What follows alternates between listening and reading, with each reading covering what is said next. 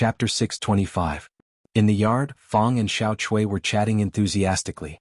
They had endless common topics about the Jade Yard and a girl named Xiao Hong. In the studio, Li Yi thought for a moment and continued to draw. In addition, he also wrote down the story behind each type of clothing. If there wasn't one, he would make it up. As long as he had enough imagination, he could even draw what the 7 fairies in Jianghu wore. Wearing clothes was not only to protect the body from the cold, but also to talk about feelings. He wanted the first thing the women in the capital thought about when they got up in the morning was whether they should wear the weaver style, the fairy style, or the Jianghu style. If they wore the fairy style, red, orange, yellow, green, cyan, blue and purple, which series would better reflect their mood? Women's wardrobes would always be short of one piece of clothing. What they had to do was to benefit the majority of women and make up for their lack of clothing. Women's clothing was constantly improving, and the dyes were becoming more diverse. The reform of the Jing Kingdom's clothing industry was beginning to take shape. In the studio, Zheng Zimo sat on the side and took over the drawings that Li Yi had drawn. As she flipped through them, she would occasionally add something to them. She had changed them, so Li Yi didn't need to look at them anymore. He could only be considered a plagiarist at best. His opponent was a true master. He just lacked a library and his knowledge was limited by the times. Li Yi finished a drawing and looked outside. He said casually, "It's almost noon. Do you want to go out for a walk?" Zheng Zimo put down the drawing and looked at him. "Why? Don't you?" Li Yi was halfway through his sentence when he suddenly stopped. Zheng Zimo stared at him and asked, "How did you know?" She had the habit of walking in the alley after lunch every day. On the one hand, it was for digestion. On the other hand, she wanted to see more of the clothes of the women in the capital and seek some inspiration. However, this habit had only been formed 2 months ago. How could he know?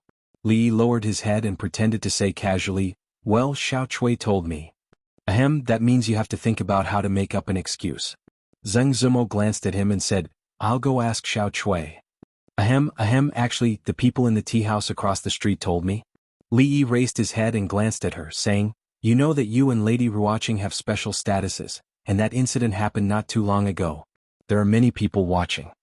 "You coughed twice this time." Zheng Zimo looked at him and asked, "The person I saw before, was it really you?"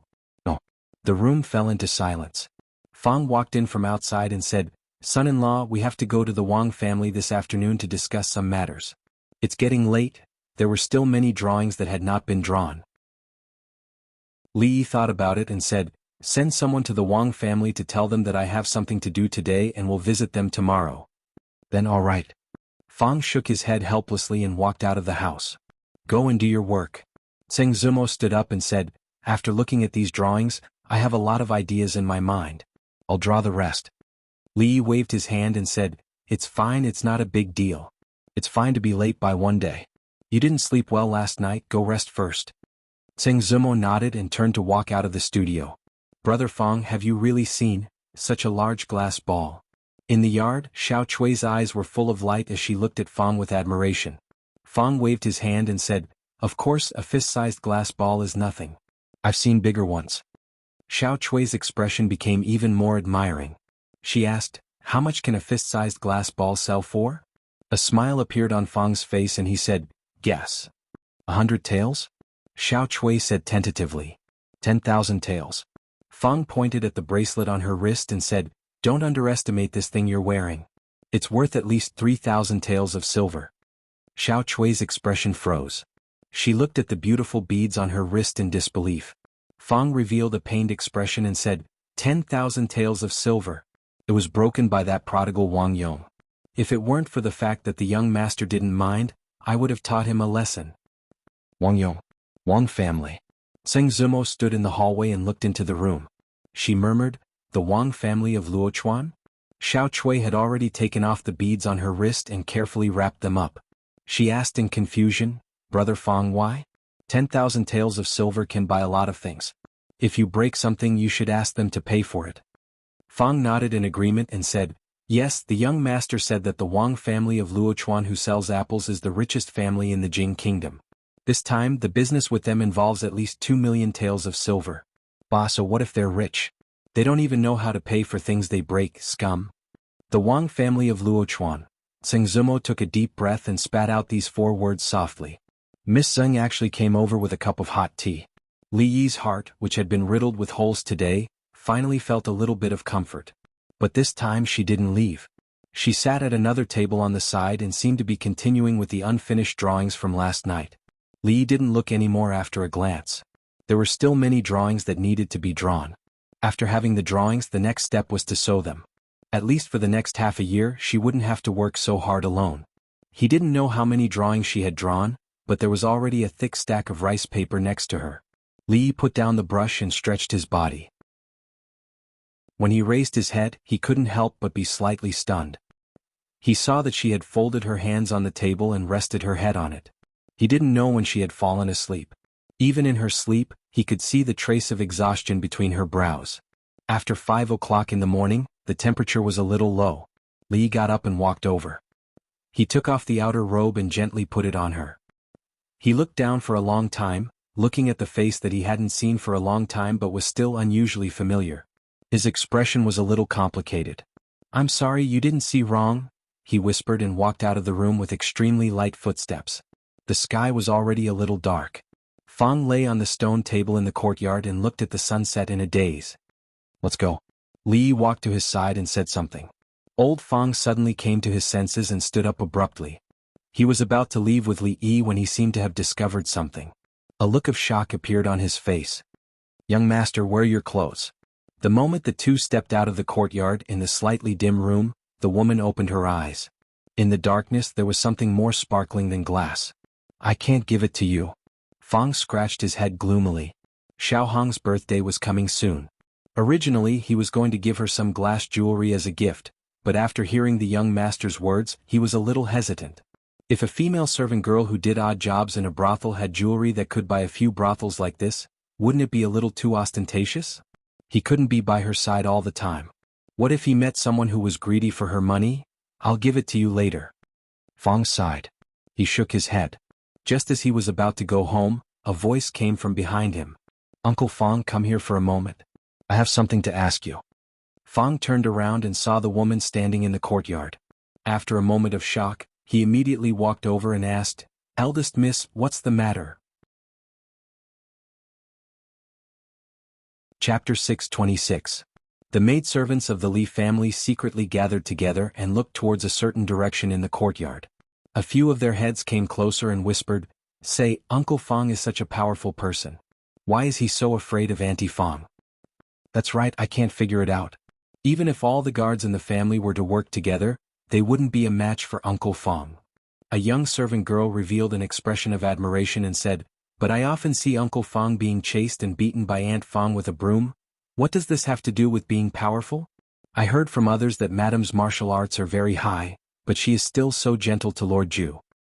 "Yes, this kind of thing has nothing to do with being powerful. Second Miss's martial arts is also very high. In front of Second Miss, isn't Lord Ju the same as Uncle Fang meeting Aunt Fang? What are you guys talking about?" Li walked over from the side. The maidservants immediately laughed dryly and scattered like birds and beasts. The maids of the Li family were all spoiled. They were not lazy, but they had the habit of gathering together and gossiping. He wondered if the maids of other noble families were the same? "Son-in-law." Fang walked over from the front and laughed dryly at him. Li Yi's smile looked forced no matter how he looked at it. "Get someone to prepare a carriage. We are going to the Wang family in a while. Prepare another gift. It doesn't need to be too rich. The Wang family is not short of money." He was delayed yesterday and stood the head of the Wang family up. It was not good to delay it today. After all, the reason why he was going to the Wang family was because the head of the Wang family had a special status.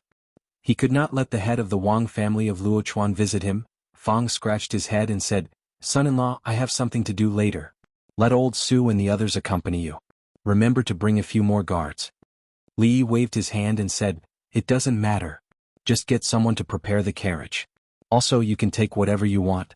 Just think about it before you send it. Don't regret it when something happens." Fang nodded and said, "Yes, son-in-law. I understand." In the courtyard, Xiao Chui held up a few glass balls. After the sunlight shone on them, there were colorful spots on the ground. She happily put these things away. Brother Fang said they were all treasures that could be sold for a lot of money. Miss and Sister Ruoqing did not choose much. They only took one each and threw these things to her and Xiaozhu. The treasures had to be hidden well and could not be seen by others. If thousands of silver were stolen, they would want to die. There was a knock on the door and Xiao Chui's face lit up. Young Master Li had said that if they didn't like the glass, he would have someone send another box over today. She put the glass balls into her clothes and trotted to the door. She wasn't worried that it was a bad person knocking on the door. Bad people wouldn't be able to get close to this small courtyard. He quickly opened the door and saw the people standing outside. The smile on his face became even brighter. "Brother Fong, you're here." "Li."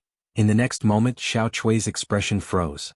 She looked at the figure behind Lao Fong and asked curiously, "Sister, is there something you need?" The woman smiled and asked, "Is Miss Zheng home?" Xiao Chui nodded. She looked at Lao Fong, then at the unfamiliar woman and said, "Yes, Miss is in the studio. Wide-sleeve dress, pleated rui dress, purple silk dress, cloud goose fine brocade dress. How did you come up with these strange names?"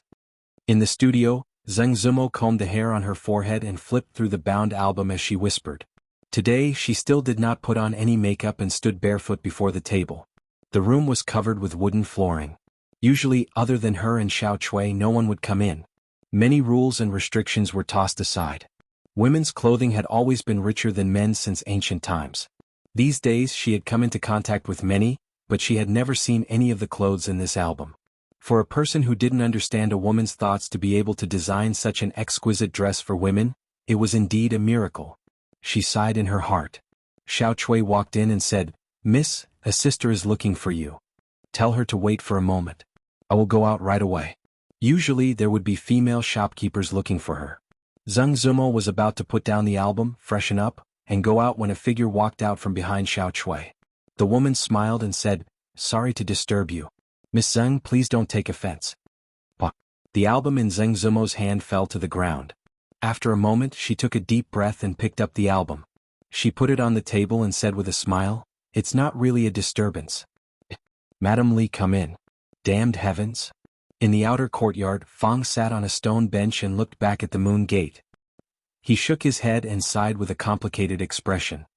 "Zumo is not suitable to see guests like this. Madam Li, please wait a moment. I will go wash up and be back soon." Zheng Zumo looked at Rui and said apologetically. Rui smiled and said, "We are all family. Miss Zumo, you don't have to be so polite." Zheng Zumo was startled. She didn't know what she meant by family, but she didn't insist anymore. She sat down opposite her and asked, "I wonder why Madame Li is here today?" Rui looked into her eyes and said, "Perhaps this request is a bit presumptuous, but in any case I still want to ask Miss Zumo to listen to me. Madame Li, please go ahead." Zheng Zumo nodded and said, "Miss Zumo likes husband, right?" The smile on Zheng Zumo's face froze and then turned a little pale. She looked up at the woman opposite her, who she had no confidence to beat in terms of appearance, figure, or temperament. She opened her mouth but didn't say anything in the end. She barely managed to keep calm. However, what the woman said next made her body tremble. Her expression changed greatly. She could no longer maintain this trace of calmness.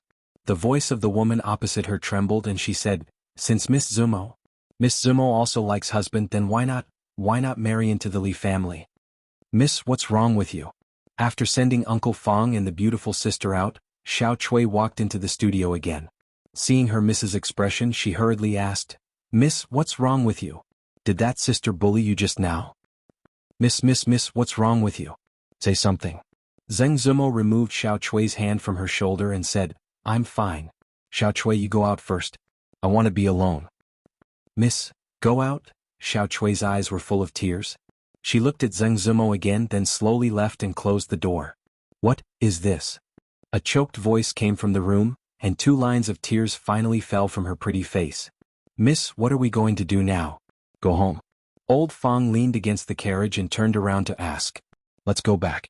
A voice came from the carriage. Fong looked down at a drop of moisture on the carriage beside him. After a moment of silence he asked, "Did Miss Zheng agree?" This time there was no response from the carriage. Fong gently waved the whip, and the carriage slowly moved. "Miss, don't you understand the young master?" He gazed into the distance and sighed. He said softly, "If Miss doesn't have a son, the young master will never take a concubine in this life. Selling dates. Fresh dates, freshly picked dates. Try them before you buy them. They're not sweet but they're free." On the side of the street, a vendor with 2 baskets of dates was selling them with all his might. A voice finally came from the carriage. Xiao Huan likes dates. Uncle Fong stopped for a moment and buy some dates. Okay. Fong jumped off the carriage and walked to the vendor. He asked, "Are your dates sweet?" The vendor chuckled and said, "Don't worry, sir. These are all fresh dates. Try them all. They're free if they're not sweet." Fong picked one from the basket and threw it into his mouth. In the next moment, his face twitched and he spat out the date. He looked at the vendor and said angrily, "This is so sour. What do you mean free if they're not sweet? Who gave you the confidence?" Looking at the strong man in front of him, the vendor said weakly, "Sir, you've tasted them wrong. This is a sour date. The other basket is a sweet date. Miss, I've bought them." Fong got back into the carriage and handed a paper bag in. He curled his lips and said, "Selling dates with sour dates and sweet dates? A caddy of sweet dates is actually more expensive by 5 copper coins." This unscrupulous merchant. The carriage was silent for a moment before a voice came again. "Uncle Fong, if there are any sour dates, please go and buy some back." Chapter 627. Why are these dates so sour? When he came out of the room and took 2 dates from Rui's dressing table, Li Yi's expression was a little twisted. "No, the dates that Miss bought today are very sweet." Xiao Huan took out a date from her bag and put it in Li Yi's mouth. "If you don't believe me, try it." "That's strange," Li Yi muttered. Could it be that his luck was too bad just now? The 2 dates he casually picked up were both so sour? Then he seemed to think of something and asked Xiao Huan, "Did Miss go out today?" The servant girl nodded and said, "Yes, she went out this morning. Miss bought these dates when she came back." Fong, who was standing behind, shook his head and said, "Sour and sweet are all part of life. So what if it's sour, so what if it's sweet? If there's bitterness in the heart, it's all bitterness." Li Yi turned around to look at him and asked, "Did you suffer again today? Young master, I didn't betray you?" Fong's expression changed and he hurriedly explained. "You went to the jade courtyard behind Mrs. Fong's back?" Li Yi looked at him with bright eyes. "No." Fong breathed a sigh of relief and said, "I really didn't betray you today. Young master, if there's nothing else, I'll go back first." "Wait." Li Yi stopped him in time. "Young master, is there anything else?" Li Yi looked at him and asked, "What did you say just now? What betrayal?" Liuli's affairs were almost done and all the arrangements had been made. What happened next didn't have much to do with him, so he left it to the old emperor and the Wang family. "What are you doing here instead of taking care of your Academy of Science?" Li Yi sat in the courtyard and looked at Li Xian and asked. The Academy of Science had just opened and this guy had undertaken many research projects. How could he have the time to wander around? Li Xian sat down and said, "I feel more and more that without a good foundation in mathematics, there are a lot of things that can't be done. Do you have any secret manuals that are more advanced than the ones that the students in the Faculty of Mathematics can master faster?" Li Yi waved his hand and said, "I don't have any secret manuals. If you want to learn mathematics, you should listen to the classes with the students of the mathematics department. Yesterday there were 10 students who entered the department. Li Han is responsible for helping them catch up on their knowledge. You can listen with them." "All right then." It was rare that Li Xian didn't pester him. Then, excitement appeared on his face and he said, "Oh yes, there's another great thing I want to tell you today." Li Yi rubbed the space between his eyebrows and asked casually, "What is it? Is the crown princess pregnant?" Li Xian was taken aback. He looked at him and asked, "How did you know?" Li Yi's hand froze. He looked at him and asked, "Is the crown princess really pregnant?"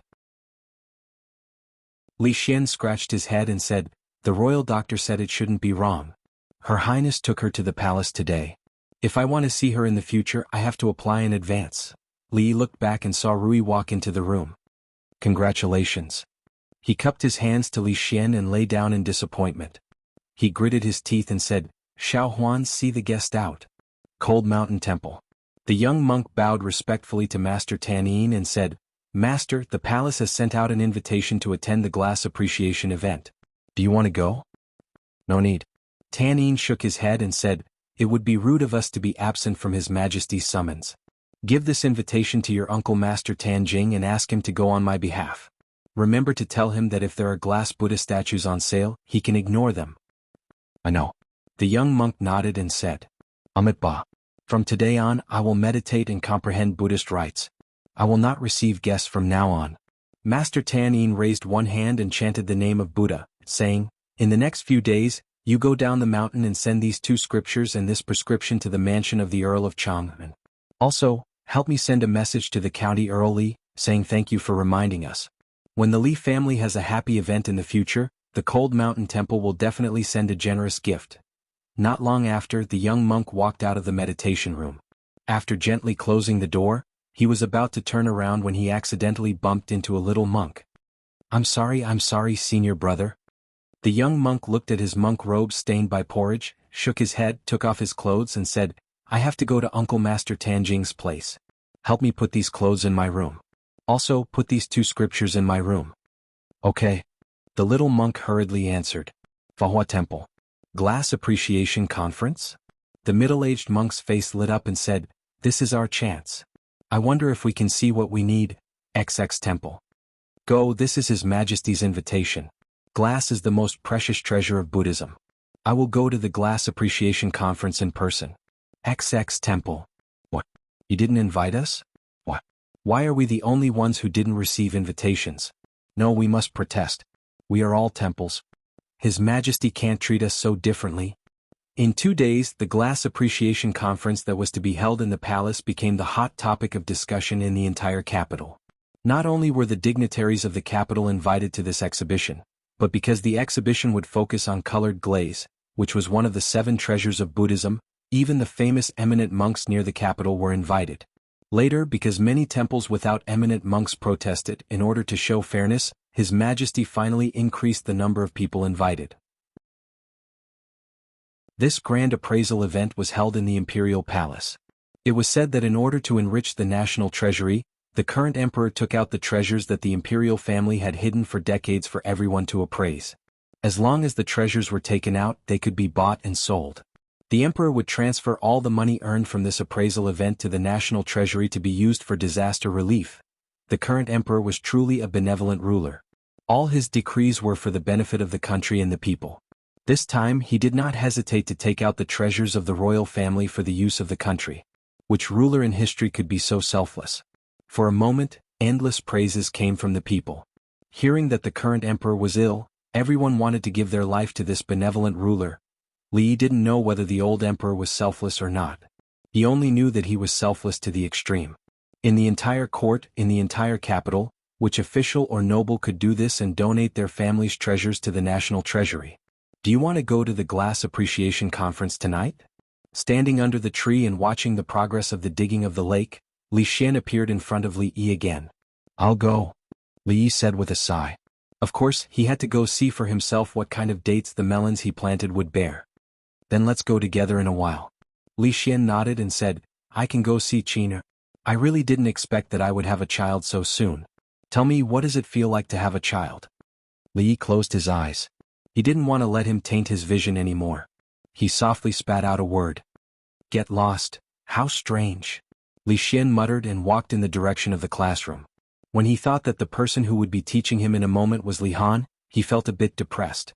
When he walked to the door of the classroom and saw a person walking out, he was startled. He grabbed the person's arm and asked in confusion, Brother, have we met somewhere before?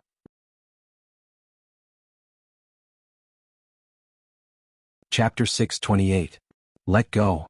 The young man who was being pulled by Li Xian was startled at first. When he turned his head, his expression changed slightly, and he suddenly took a step back. Ah, I remember now. We really have met before. The doubt on Li Xian's face didn't last long before it turned into a sudden realization. He said with some excitement, Brother, we really have met before. Qing and Prefecture Jade Courtyard. Have you forgotten? I don't know you. The young man opposite him said with a cold snort. Brother, think about it again. Last time you were taken in by that guy who likes Long Yang? Li Xian walked over with a smile and patted his chest. He said, I haven't seen you for more than a year. Brother, your body has become stronger. The young man stood there in a daze. His face turned from red to white and then to green. Get out of my way. I don't know you. Stay away from me in the future. The young man raised his head and subconsciously slapped his face. However, he withdrew his hand halfway, pushed him away and quickly ran away. Why is everyone so strange today? Li Xian muttered. He walked into the classroom and saw Wang Dan sitting in front of him. He waved his hand and asked, Xiao Dan, do you know that person just now? Although Wang Dan didn't have to go to class with these 10 people, he was Li Han's assistant. Usually he did things like pouring tea and cleaning the blackboard. When there was no class he would follow Li Han. Brother-in-law. Wang Dan stood up and looked outside. He lowered his head and said, I don't know him but I know his name is Xin Shu. It seems that Prime Minister Xin used his connections to send him here. He said that his health isn't good so he doesn't need to dig a lake. He lives alone in a small courtyard in the school and has a maid to serve him. When he said this, his tone was a little indignant. Other than the dean and deputy dean, even the teachers of the school didn't have the right to have their own small courtyard. Every time he went to Prince Jin's place he was very envious. Compared to the dormitory that was filled with the smell of stinky feet, Prince Jin's place was like a palace in heaven. However, his grandfather was Prime Minister Xin, so it was not strange for him to have preferential treatment. If he had to lament, he could only lament that his father did not have that much face. Prime Minister Xin? Li Xian muttered, Royal Father and Lord Xin are very close friends. I have to ask him if there was any misunderstanding before. But I have never heard that Lord Xin has a son. Could it be that he is from the Xin family's side branch? In a remote independent courtyard of the Arithmetic Institute, the young man's face was so red that it looked like it was about to drip blood. He gritted his teeth and said bitterly, Li Xian, I won't let you off. Husband, Her Majesty the Empress has sent an invitation to invite me to attend the Glass Appreciation Conference tonight. Should I go? Li Yi helped her put up her hair and said, Forget it, Her Majesty the Empress has banquets all day long, it's enough to go once or twice.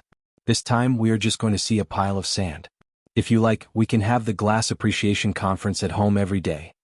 Among the socialites in the capital, the only one Rui was familiar with was Li Xian's crown princess. However, for a long time to come, Crown Princess would be the first person she was forbidden to meet. Therefore, it was better for her not to go to the Imperial Palace tonight. Rui nodded and said, Then I won't go. Li Yi helped her put on the hairpin and nodded, Well, you are not feeling well these days, you should rest at home. Then he seemed to think of something and asked, Can a guru also feel unwell? Rui shook her head and said, No matter how good one's martial arts is, he is still human. Birth, old age, illness and death is human nature. Father died of illness that year. What inauspicious words are you talking about? Li Yi gently patted her head and said, I will go to the Imperial Palace early today to find the Imperial physician and ask him to come tomorrow. Rui shook her head and said, No need, it's women's business, it will be better in a few days. If it is still like this, I will listen to my husband. Li Yi originally planned to go to the Imperial Palace later, but if it was too late, the Imperial Physician's Bureau would be off work. After lunch, he asked Fong to prepare the carriage. An official of the Imperial Physician's Bureau cupped his hands and said, Lord Lu was asked by the Ministry of Justice to investigate a case. He is not in the Imperial Physician's Bureau these days. When Lord Lu comes back, please tell him to come to the Li Mansion in a few days.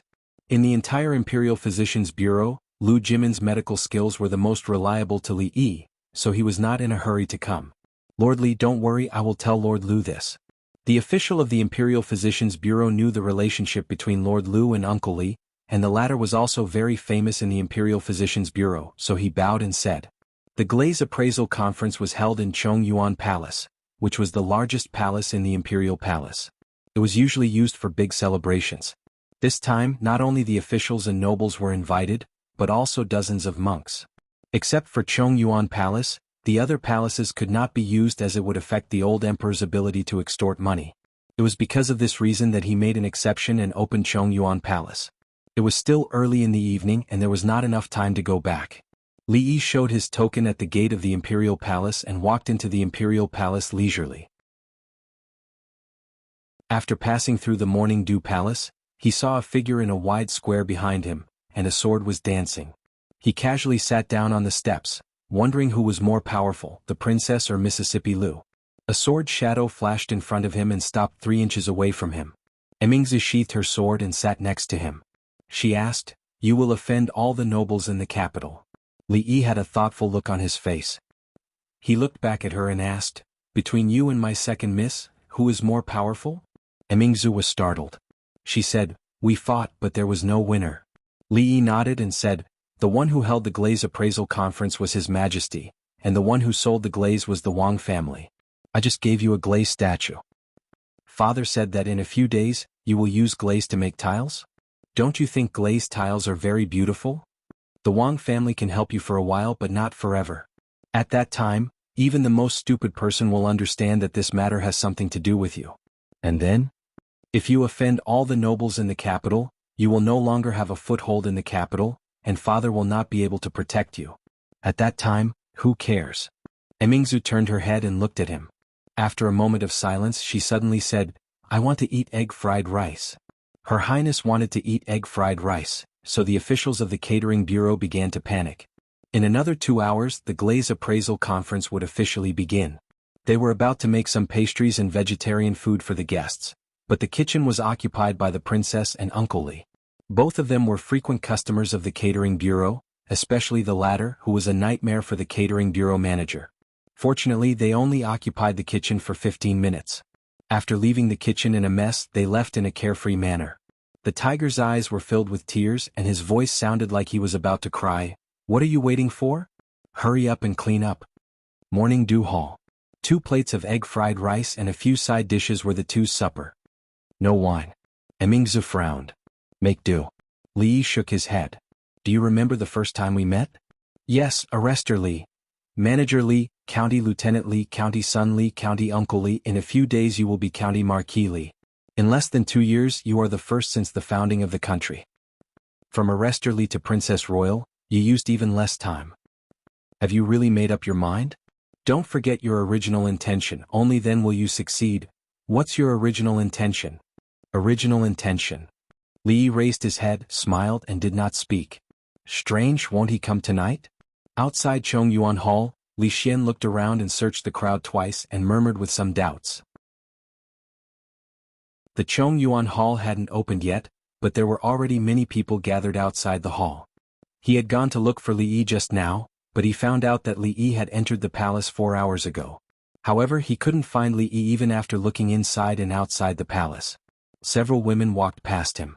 Li Xian was stunned for a moment and turned his head, stared at one of the women and said in surprise, Miss, have we met before?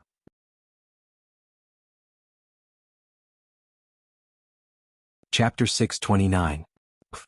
Before the woman could open her mouth, the other women beside her laughed. Have we met somewhere before? This sentence was not unfamiliar to them. Usually, those men who boasted of themselves as talented had already used this kind of trick. Su, this young master is asking you a question. A woman pulled the woman's sleeve and teasingly asked. The woman called Su clenched her teeth and said, I have never seen him before. Let's go. Li Xian's face revealed a puzzled expression. This woman looked very familiar, but he couldn't remember where he had seen her before. Suddenly, an idea flashed in his mind and he suddenly said, Do you have a brother called Shinshu? A woman next to her asked, Su, do you have a brother called Shinshu in your family? No, this person might be sick. Let's go. The woman called Su glared at Li Xian and strode away. That's the crown prince we are talking about. Among the younger generation in the capital, only County Uncle Li is more outstanding than him. Su, you have to be careful with your words. It won't be good if someone hears you. A woman behind her looked back and reminded her. What 3 heroes of the capital? It's just a shameless pervert. Su's face revealed an embarrassed and angry expression. She lowered her voice and said in a low voice. But the second half of the sentence was very low. No one could hear it except for her. Outside the hall, Li Xian shook his head. He saw that the Chongyuan Hall had opened and the crowd began to pour in. He doubtfully said, Is he really not coming today? The Chongyuan Hall was a place where large-scale celebrations were held. The space inside the hall was extremely spacious. The crowd walked in from the outside and saw that the hall was brightly lit. There were tables that extended from the entrance to the innermost part of the hall. There were several palace guards guarding around each table. Ah, there's another glazed statue of Goddess of Mercy here. It's even bigger than the one in the Cold Mountain Temple. An official couldn't help but exclaim in surprise when he saw the glazed statue of Goddess of Mercy as soon as he entered the hall. Behind him, a few famous monks in the capital revealed a strange look in their eyes. Look at this Ri Bing. Oh my god, it's crystal clear and doesn't contain any impurities. Glass bowls, glass cups, glass chopsticks, all of them are made of glass. Only the royal family has this kind of heritage. There's more ahead. I see another Buddha statue. Originally, the crowd did not have much expectations for today's glaze appraisal convention. Who would have thought that the imperial palace would have so many glaze wares? Colored glaze was an auspicious sign, a treasure. Who didn't want to have a few pieces in their home? It would bring some luck to the family, bring more good fortune, and allow the entire family to continue on for a longer time. Although they didn't know if it was accurate, it was better to believe it than not. What if it came true? Moreover, this was a colored glaze from the royal family's collection. They might even be able to get a share of the royal family's luck. No matter what, they had to buy one today. At a glance, there were only a few dozen pieces of colored glaze. It was far from enough for so many people to share. Moreover, there were so many monks competing with them. It would not be easy to get one piece. Looking at the monks looking at the glazed Buddha statue, their eyes were shining brighter than their bald heads. They knew that there would be a tough battle today. Master, you must get this glaze hairpin later. A middle-aged woman turned to look at the man beside her and said. The man frowned and said, Nonsense. This hairpin probably costs nearly 1,000 taels of silver. Where would we have the money for you to squander? The woman's expression was gloomy. She sighed and said, I've been married to the Ma family for so many years. Have I ever asked for anything from you? This. The man's face showed that he was in a difficult position. On the other side, a young woman said in a sad voice, Husband, this glazed bracelet reminds me of my deceased mother. Husband, can you help me buy it? Somewhere, a woman held the arm of the person beside her and pointed to an item in a brocade box on the table. She murmured, Husband, this is the bracelet that often appears in my dreams. Glazed wooden fish, glazed Buddhist beads, glazed Buddha statue, glazed incense burner. Even though many of the monks present were highly praised by the people, when faced with these things, they could not help but show expressions of absent-mindedness or shock. They even had an illusion that this glaze appreciation conference was prepared for them. Your Majesty, since when did the palace have so many glaze? Imperial concubine Shui asked Emperor Jing in confusion. There was an area at the front that was separated by a curtain. I discovered it a few days ago when I was investigating the secret treasures of the royal family. They should be treasures that were offered by the people over the past few decades. These things are useless. Since I took them from the people, I will use them for the people. Your Majesty is benevolent. Imperial concubine Shui's voice paused for a moment before she continued, Can I take the smaller Buddha statue with me? Colored glaze is a Buddhist treasure. I will pray for your Majesty sooner or later. Perhaps it will be more efficacious. Emperor Jing nodded and said, Permission granted. A eunuch stood at the front and said, Everyone, His Majesty has decreed that these glaze wares are allowed to be sold today. You can bid at will. The highest bidder wins. The silver earned from the sale will all go to the national treasury. The base price of each item is written on the box. Everyone can start bidding now. Many people in the hall were waiting for this moment. Some of them could not wait to look at it. 3,000 taels. This glaze rui actually costs 3,000 taels. A glaze hairpin worth 1,000 taels. That's 10 times more than the golden jade pavilion.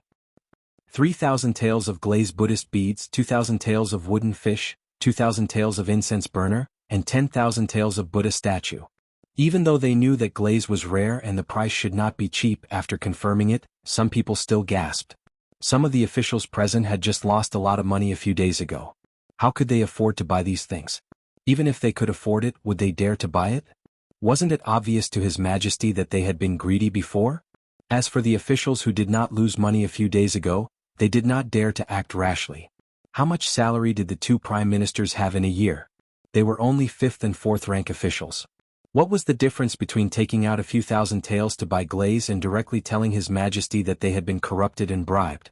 Of course, the courtiers did not have money or courage, but it did not mean that the nobles did not. Their foundation was much deeper than that of the officials. Someone walked to a table and said, 3,000 taels. If no one bids, I will buy this Bingyu Rui. What a joke. You want to buy it with only 3,000 taels? I will pay 3,050 taels. Another person came out and said with a sneer, 4,000 taels. 4,050 taels. The man said with a smile, 50 taels is not enough to go to Drunken Moon restaurant for a meal. No matter how much you pay, I will pay 50 taels more than you. The man who first spoke paused for a moment, 4,051 taels. Our Fahua temple must get this Buddha statue. Even if it costs 20,000 taels, we must get it. There are only a dozen Buddha statues. We must get at least one. We cannot lose to them. The number of Buddha statues is limited. I am afraid we cannot compete with them. We must get this string of prayer beads. I bid 4,300 taels. 4,001. 4,002. When Li Yi walked out of the hall, he saw a few imperial guards dragging two people out. He glanced at them and turned to Emingzu and said, "Look at you. You insisted on eating some egg fried rice. Aren't you late?"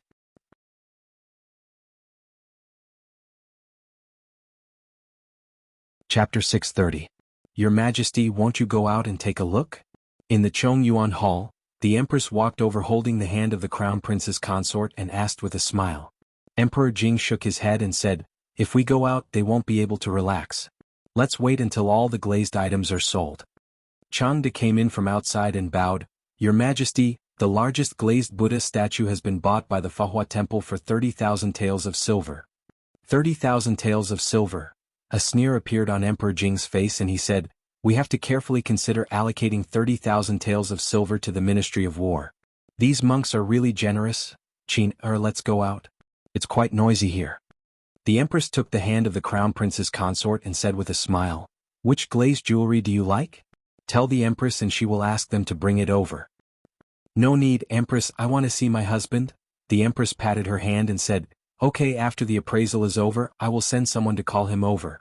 Outside the curtain, an imperial guard said to the monks who came over, "Masters, I'm sorry, but this glazed Buddha statue is wanted by the imperial consort. It is not for sale today." What?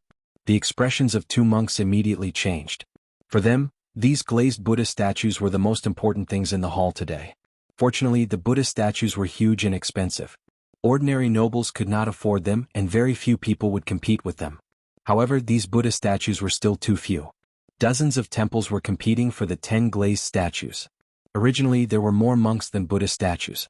Several large temples had already distributed the statues, but this imperial concubine suddenly wanted one statue. Someone had to return empty-handed. Who would be willing to be the monk who returned empty-handed? Amit Ba. One of the masters spat out a Buddhist name and said, "If that's the case," the monks were relieved. As long as someone withdrew, their Buddha statues would be saved. The old monk had a solemn expression and said, "If that's the case, the Wanhua Temple will increase the price of the Mahamayuri statue by 5,000 taels of silver." A monk's expression changed immediately and said, "I'm afraid this is inappropriate. Didn't we agree that this Mahamayuri statue belongs to our 1,000 Buddha temple?" The old monk shook his head and said, "Amit Ba, His Majesty has said that the highest bidder wins. My actions are not inappropriate." The monk gritted his teeth and said, "My 1,000 Buddha temple will add another 5,000 taels." The crowd in the hall was distinct. Around the few booths there were only bare heads. On these booths were, of course, Buddha statues and prayer beads. As for the glass jewelry, most of them were women. Of course, there were also many men beside them. Usually it was His Majesty and Empress who would hold separate banquets. Today's Glass Appreciation Conference was one of the few occasions where men and women were not separated. "Miaoyu, do you have any jewelry you like? Second brother will buy it for you." Qin Chong stood beside the white-haired woman and asked with a smile. The woman shook her head and said, "It's good that you can wear the jewelry. How much can you do with 3,000 taels of silver?" "Forget it." Qin Chong waved his hand and said, "You don't have to worry about that. Just tell second brother which one he likes." The white-haired woman smiled and said, "There's nothing I like. Let's go over there and take a look." Qin Chong nodded. After the white-haired woman turned around, he waved his hand at the person beside him and said, "Miaoyu has been looking at this hairpin for a long time. Buy it."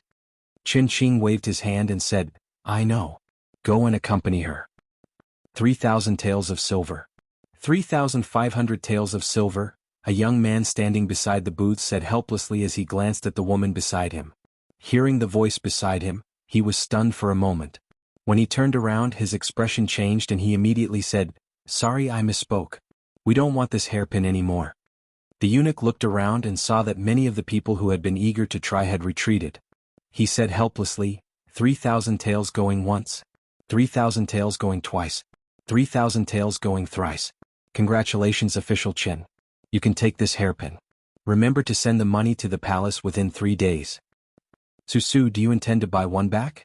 A woman called Qin Su asked in a low voice as she stood beside one of the booths. No. She shook her head. It was easy to buy it, but it would be troublesome to explain it to her grandfather and father. That's true. It's too expensive. Let's just take a look. The woman beside her glanced around and pointed to a place not far away and said, "That Buddha statue over there is so beautiful. Let's go take a look." "Miaoyu, this Buddha statue looks not bad. Do you want me to buy it for you and place it in the temple at home?" The white-haired woman turned around and looked at the middle-aged man. She said helplessly, "No need, second brother. This Buddha statue costs 20,000 taels of silver. Worshipping Buddha requires sincerity. There's no need to be so extravagant." Qin Chong waved his hand and said, "It's precisely because I'm sincere that I want to buy it." He walked over and said, "This Buddha statue is for Duke Chen's residence." The imperial guard had a helpless expression and said, "Official Chen, this Buddha statue is for the imperial concubine." "The imperial concubine?" Qin Chong frowned. If it was someone else he could still fight for it. However, if it was the imperial concubine it would be difficult. The imperial guard pointed to the side and said, "Official Chen, there's another one over there. Do you want to go take a look?" The monks who were bidding looked over at the same time, causing the imperial guard to shiver uncontrollably. The white-haired woman walked over to take a look at the Buddha statue. Behind her, a young woman also came over. "What a beautiful Buddha statue," the woman praised softly. Just as she was about to go forward, a huge force suddenly came from behind her, causing her body to fall forward involuntarily. Her entire body crashed into the white-haired woman. The latter crashed directly into the display stand and fell to the ground. It happened suddenly. A crisp sound rang out in the hall. The surrounding imperial guards looked down and their faces instantly paled. "Susu." A figure beside her immediately helped the woman up. "Miaoyu, are you all right?" Qin Chong looked back and immediately rushed over, asking anxiously. Seeing blood seeping out from the white-haired woman's palm, his expression changed. He immediately said, "Imperial physician, hurry and summon the imperial physician." "It's broken." An imperial guard looked at the shattered Buddha statue on the ground. His face was pale and bloodless as he spoke in a trembling voice. A glass statue worth 20,000 taels of silver had been shattered, and it was even one personally appointed by the imperial consort. As imperial guards in charge of guarding it, who could bear this responsibility? The woman called Susu's face also paled. She hurriedly went to the white-haired woman's side and said, "I'm sorry, I'm really sorry. Are you all right?" "Imperial physician, where's the imperial physician?" Qin Chong pushed the woman away. His eyes were bloodshot as he roared. A figure walked out from the crowd. He squatted down and picked up the white-haired woman's hand to take a look. He said, "It's just a light cut. It's not a big deal." Li Yi turned back to look at Emingzu and asked, "Do you have a clean handkerchief?" "I do." The woman called Su Su immediately took out a handkerchief from her bosom. Li Yi picked out a few extremely small pieces of glass and bandaged it for her. He said, "In a while the imperial physician will come. After he cleans the wound, use a clean gauze to bandage it again. Remember not to touch water for the next few days." Qin Chong glanced at Li Yi. His expression turned cold, but he didn't say anything. He stood up, looked at the woman and asked, "What were you doing just now?" The woman called Su Su's face paled. She was shaken by his aura and couldn't speak. "Lord Qin is a dignified imperial censor. Why would you bully a weak woman?" Li Xian raised his eyebrows. Since this woman was very likely Xin Shu's younger sister and a member of the Xin clan, he naturally couldn't remain silent.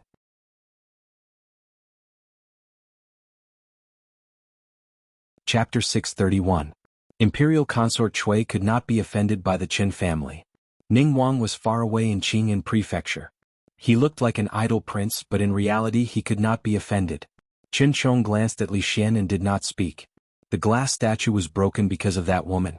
Countless people saw it with their own eyes. Whether it was His Majesty or Imperial Consort Cui, they would not easily let this matter go. He turned to look at the white-haired woman and asked with concern, "Miaoyu, are you okay?" "I'm fine." The white-haired woman's face was a little pale as she shook her head. At this time, countless people had gathered around. This is the medicine Buddha statue just now? Amit Ba medicine Buddha, please don't blame. Sinful. There was a group of monks standing by just now. At this time, looking at the fragments on the ground, their faces were full of sorrow and regret. That Buddha statue was Medicine Buddha, also known as Medicine Buddha. Medicine Buddha, was the leader of the eastern world of clear glass. However, at this time, it had turned into glass fragments on the ground. Oh my God, did that Buddha statue just break? This is 20,000 taels of silver. Who broke it? Just now they said that it was Imperial Consort Chui who wanted it. This is terrible. It seems to be third young miss of the Chen family. I just saw it. More and more people gathered around. When they saw the situation on the ground, they were all shocked. Their eyes looked at the woman called Su Su, and third young miss of the Chen family. Not far away there was finally some movement from within the tent. Imperial Consort Chui accompanied Emperor Jing and walked over from afar. Everyone hurriedly bowed and greeted, "Your Majesty, Imperial Consort Chui." No need to be so polite. Emperor Jing waved his hand. Before he could speak, Imperial Consort Chui had already seen the fragments on the ground. Her face instantly darkened. She said coldly, "Who broke the glass statue that I wanted?" Countless people sighed in their hearts. Imperial Consort Chui was really unlucky these days. A few days ago, someone had broken a precious jade bracelet. Today, the Buddha statue that she wanted worth 20,000 taels of silver was broken. If shattering could lead to peace, then Imperial Consort Chui would probably be safe for a long time. This subordinate deserves to die. The Imperial guards who were guarding this booth knelt down in unison, their faces pale and bloodless. Imperial concubine Chui looked coldly at the guards and asked again, "Who broke my glass statue?" Jing Di looked at Li Yi strangely. If it was half a month ago, he might be furious when the glazed Buddha statue worth 20,000 taels of silver was broken. He would investigate the matter thoroughly and punish those who should be punished and compensate those who should be compensated. But now he knew that this thing was not worth much at all, so he naturally did not feel much. Of course he still felt his heart ache. After all, according to Changde, up until now, the National Treasury had already received 300,000 taels of silver. After today's stained glass appraisal conference, there would probably be at least 500,000 taels of silver. Unfortunately, today's profits were split 50-50, and he would only get half of it. The old emperor's gaze made Li Yi very unhappy. It was as if he was the one who broke the glass. Only an idiot would do such a thing. After all, among the 20,000 taels of silver, there was 10,000 taels of silver. Just this 10,000 taels of silver, and the old emperor was stingy enough to collect taxes. The imperial guard raised his head and said in a trembling voice, replying to Imperial Consort Chui, "This Buddha statue was accidentally broken by third young Miss Chen." A bunch of nonsense. Qin Chang's face darkened. He pointed at the young woman and said angrily, "If she did not bump into her from behind, would third young Miss have fallen?" A middle-aged man walked out from behind the young woman and said calmly, "Do you mean that my daughter deliberately framed third young Miss?" When they saw the middle-aged man, many people were stunned. The man who stood out was surnamed Shen. He was the rentier of the Secretariat and was responsible for drafting the most important edict. He was also responsible for the secretarial work of the Prime Minister's Council. Drafting edicts was a matter of great importance. It was equivalent to directly participating in the political and military affairs of the country. Thus, the position of rentier of the Secretariat was extremely important. Those who held this position were all learned scholars. Of course, none of this was important compared to his identity. Other than this identity, he was also the eldest son of Prime Minister Shen. In other words, that young woman was the legitimate daughter of the Shen family? This matter was also related to Imperial Consort Chui. Although the Qin family and the Chui family had some friction recently, the root cause was still the King of Shu's faction. Prime Minister Shen had never publicly supported any of the princes and had even rejected the King of Shu's recruitment many times. Duke Qin's household and Prime Minister Shen's household? There was going to be a big show to watch today. That is not what he meant. Qin Qing walked over and said, "Everything should wait for your majesty to investigate before making a decision." Capital Governor Dong Wenyun also walked out from the crowd and said, "Official Qin is right. Please make a decision, your majesty." The former magistrate of Qin and Prefecture, Capital Governor Dong Wenyun, had married the eldest daughter of the previous generation of the Shen family. It was not surprising for him to stand out and speak at this time. What exactly happened? How did this Buddha statue break? Emperor Jing looked at Dong Wenyun and said, "Wenyun, I will leave this matter to you to investigate." Your majesty, your majesty." Dong Wenyun bowed slightly and turned back to look at the young woman. He asked, "Su, tell me what exactly happened just now?" The young woman said with a pale face, "Uncle, I am also not too sure. When I was walking over just now, it seemed like someone pushed me from behind. Then I bumped into her and the glass statue broke." "Then who was behind you just now?" Dong Wenyun raised his eyebrows and asked again. "I do not know." The young woman shook her head and said. A woman beside her said, Su, I saw it. Just now there was only a master walking past you, but he did not touch you. Master? Dong Wenyun frowned and asked, which master? This one. Emingzu walked over from behind. With a wave of her hand, a human-shaped object was thrown over.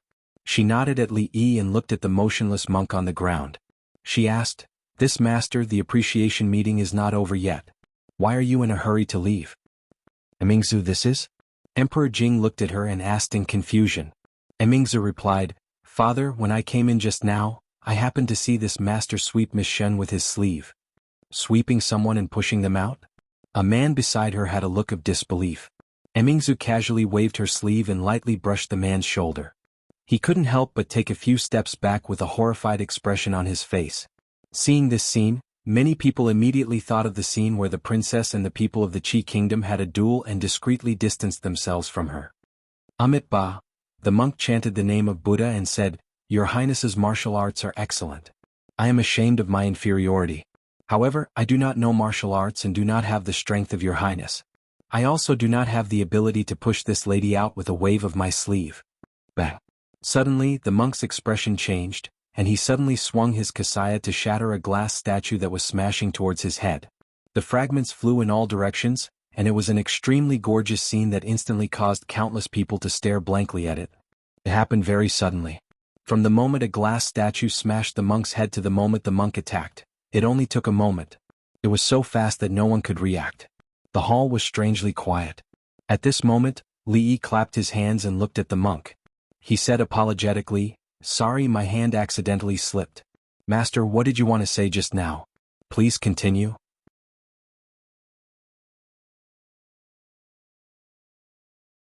Chapter 632. The hall continued to be quiet. The monk raised his head to look at Li Yi, sighed softly and slowly lowered his head. Some of the more timid women had turned pale with fright when they saw that scene. That glass statue was more than a foot tall. Moreover, it had been smashed with such force. So, if it had fallen on the monk's head, then it would have been a bloodbath in the Chongyuan palace. Then they thought of something. Just now, the monk clearly said that he didn't know martial arts, but if he didn't know martial arts, how could he smash the glass statue with just his sleeves? The scene just now surprised them even more than Princess Royal Xiaolu's move. However, how did County Uncle Li know that the monk knew martial arts? If he really didn't know, wouldn't he have smashed someone to death just now? Moreover, what he had just smashed was another glass statue. Amit Ba. Several monks who had already bought the glass statue looked at the debris on the ground and sighed. Their faces showed that they had nothing left to live for. The corner of Jingdi's mouth twitched, and his face showed a painful expression. This was another glass statue. After being smashed like that, at least 20,000 taels of silver disappeared. Qin Chong was stunned for a moment. He pointed at the monk on the ground and said angrily, Old monk, you still say that you don't know martial arts. Take him. Jingdi waved his hand, and immediately 2 imperial guards came forward to seize the monk. Imperial concubine Chui's face turned cold. She looked at Li Yi and asked, Who told you to smash that glass statue? Only then did everyone react. The old monk's lie had been exposed, but wasn't the price he had to pay a little too high? A glass statue. If they remembered correctly, this glass statue was sold for nearly 30,000 taels of silver. In other words, with County Uncle Li smashing it, 30,000 taels of silver was gone. Even if the glass statue had nothing to do with them, they couldn't help but feel distressed at this moment. Before Li Yi could speak, the capital governor Dong Wenyun came out and said, Your Majesty, in order to expose this monk's lie, County Uncle Li was anxious and smashed this glass statue. It's understandable, County Uncle Li's quick wit, this Shin admires. The man surnamed Shin said. What Lord Dong said makes sense. County Uncle Li was just anxious. At the end of the day, the responsibility lies with the monk.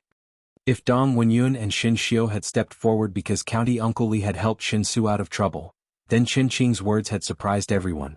Qin Qing, who represented the Qin clan, was actually publicly opposing the imperial consort? Your Majesty, in my opinion, this monk is the culprit. These 2 Buddha statues should be put on his head. Another person walked out from the crowd and said with a smile.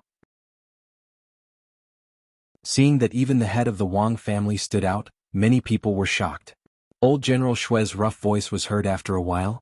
Your Majesty, it's better to ask this old monk what he's up to before punishing him for his crimes. It won't be too late to ask for compensation. Just as old General Shui finished his sentence, the Minister of War Yan Bing stepped forward. Minister of Revenue Qin Huan. Minister of Justice.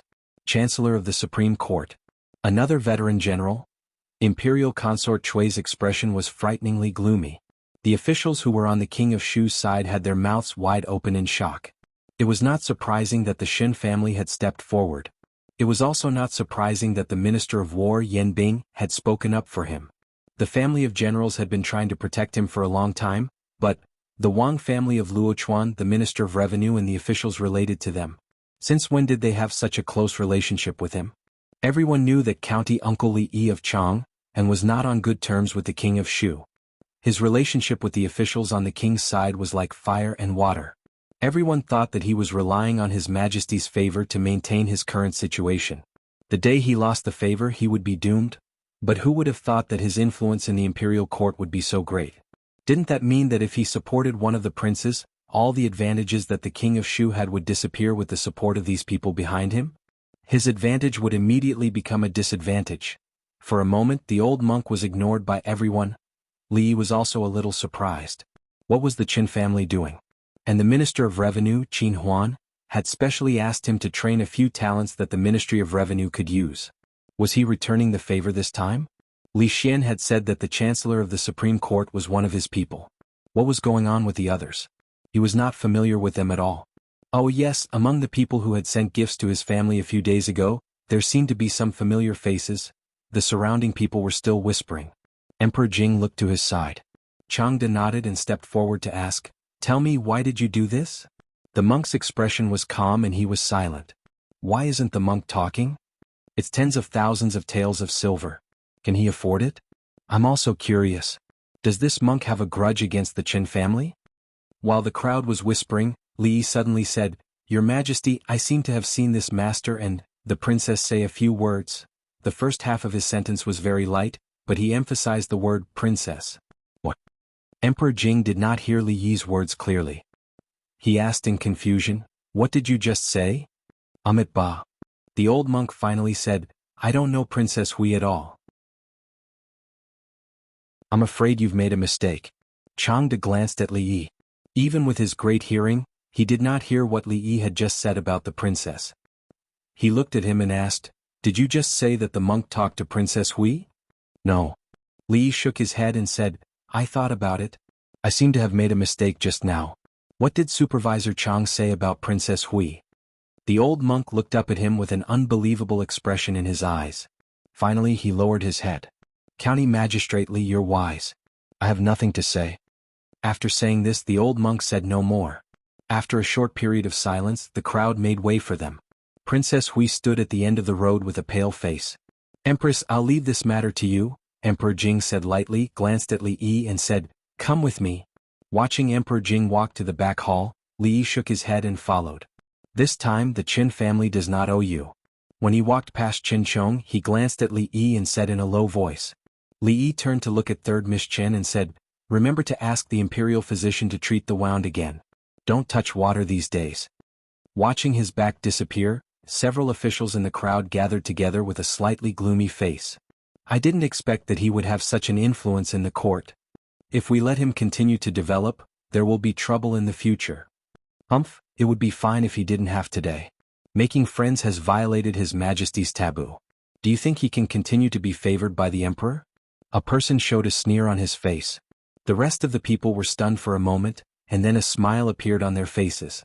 In the back hall, Emperor Jing sat on the main seat and looked at Li Yi with a painful expression. He said, "With this fall, the 20,000 taels of silver in the national treasury will be gone. Your Majesty, it's 10,000 taels." Li Yi reminded him, "Did you forget that there is still half of it?" Emperor Jing's face twitched and he changed the topic. "How did you know that the old monk knew martial arts?" "I didn't know." Emperor Jing was slightly stunned and asked, "Then you dared to smash it?" Li Yi looked at him and said, "Didn't your subject's hand slip? Besides, your subject has already apologized. One last question." Emperor Jing took a deep breath and asked, "How did you know it was Princess Hui?" Imperial concubine Shui was too scheming and would not do such a thing. To be able to set up such an idiotic trap on such an occasion, her intelligence must be very low.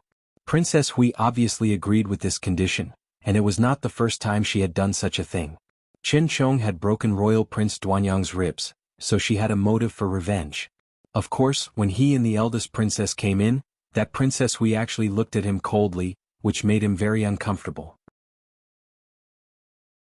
This was also one of the important reasons. In short, Li Yi thought for a moment, looked at Emperor Jing and said, "I guessed."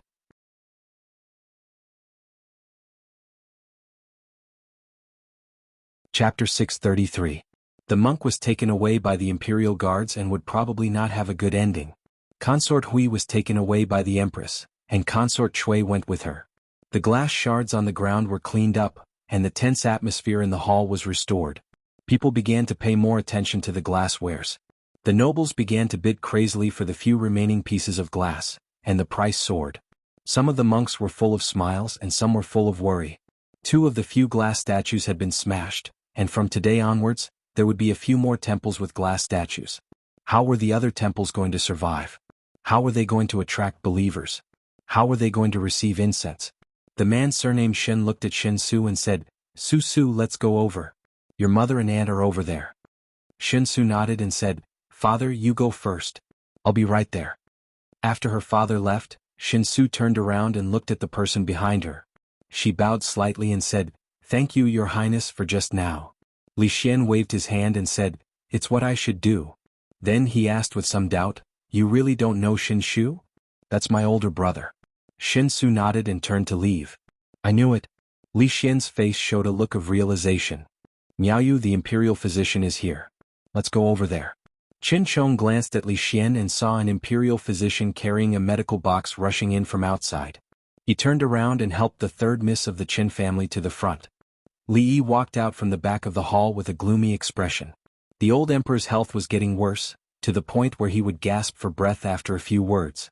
Coupled with his workaholic state, it was likely that he wouldn't last more than 2 or 3 years. The plan had to be made as soon as possible. After this big job, he could start to plan his retreat. By doing both at the same time, he would at least have one more choice. Everyone saw him walk out from the back of the hall with an ugly expression and different thoughts. Old General Shui walked over, patted him on the shoulder and said, "It's all right, it's just 20 or 30,000 taels of silver. Don't tell me that your family lacks this amount of money. Being reprimanded by His Majesty is already a light punishment. If it were me, I'd probably spank your butt until it's swollen. So much silver was thrown away so easily." "That's right. Brat, you should be happy in secret. His Majesty has only reprimanded you. If it was someone else, I'm afraid that their head would have already fallen off." Old General Ma also walked over and said. Li Yi was startled and said, "Generals, you have misunderstood. His Majesty did not reprimand me just now. Just now the old emperor really did not reprimand him." The 2 of them had a detailed discussion about the distribution of the loot. In the end, Li Yi still did not manage to convince the old emperor not to collect taxes. He had already lost hundreds of thousands of taels of silver, and with the addition of the 30% tax, he would be able to scam another 10,000 taels of silver.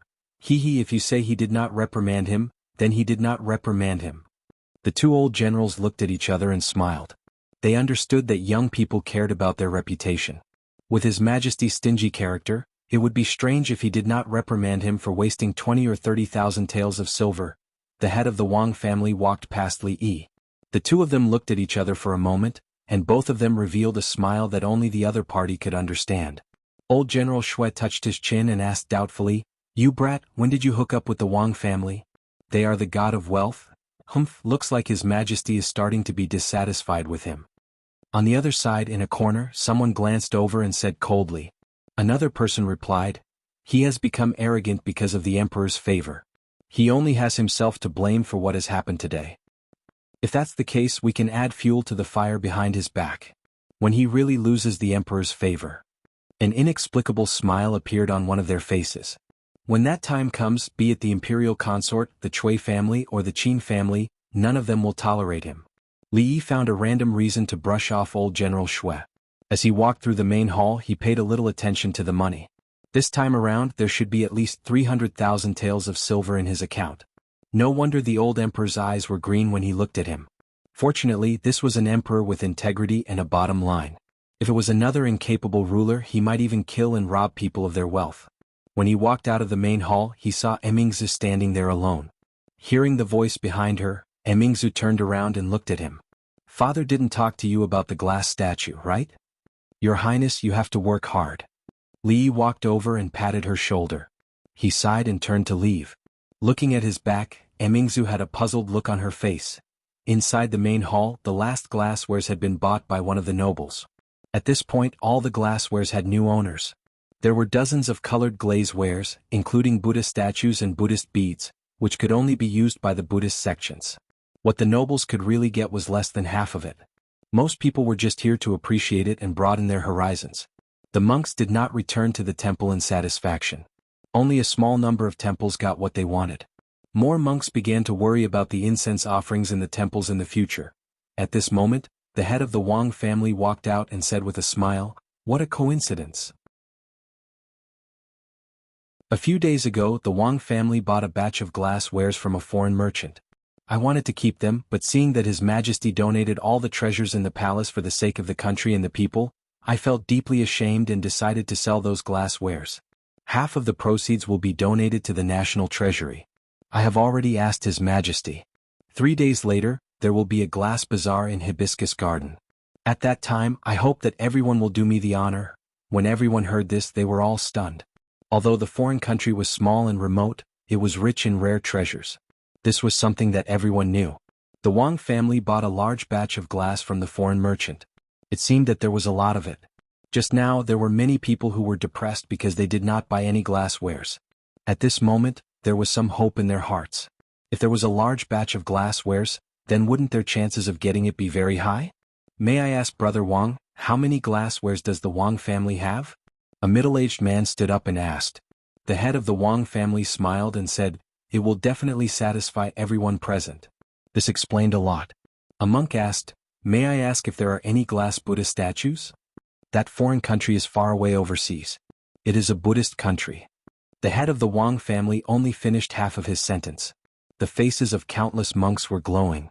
This sentence meant that there were not only Buddha statues, but there were a lot of them. All the merchants in the capital knew that the foreign merchants were their god of wealth. The things they brought were precious and not expensive. If they were sold, they could make a profit of 10 times or even dozens of times. It was a pity that foreign merchants were hard to come by. County Uncle Li met one and gave the princess a statue.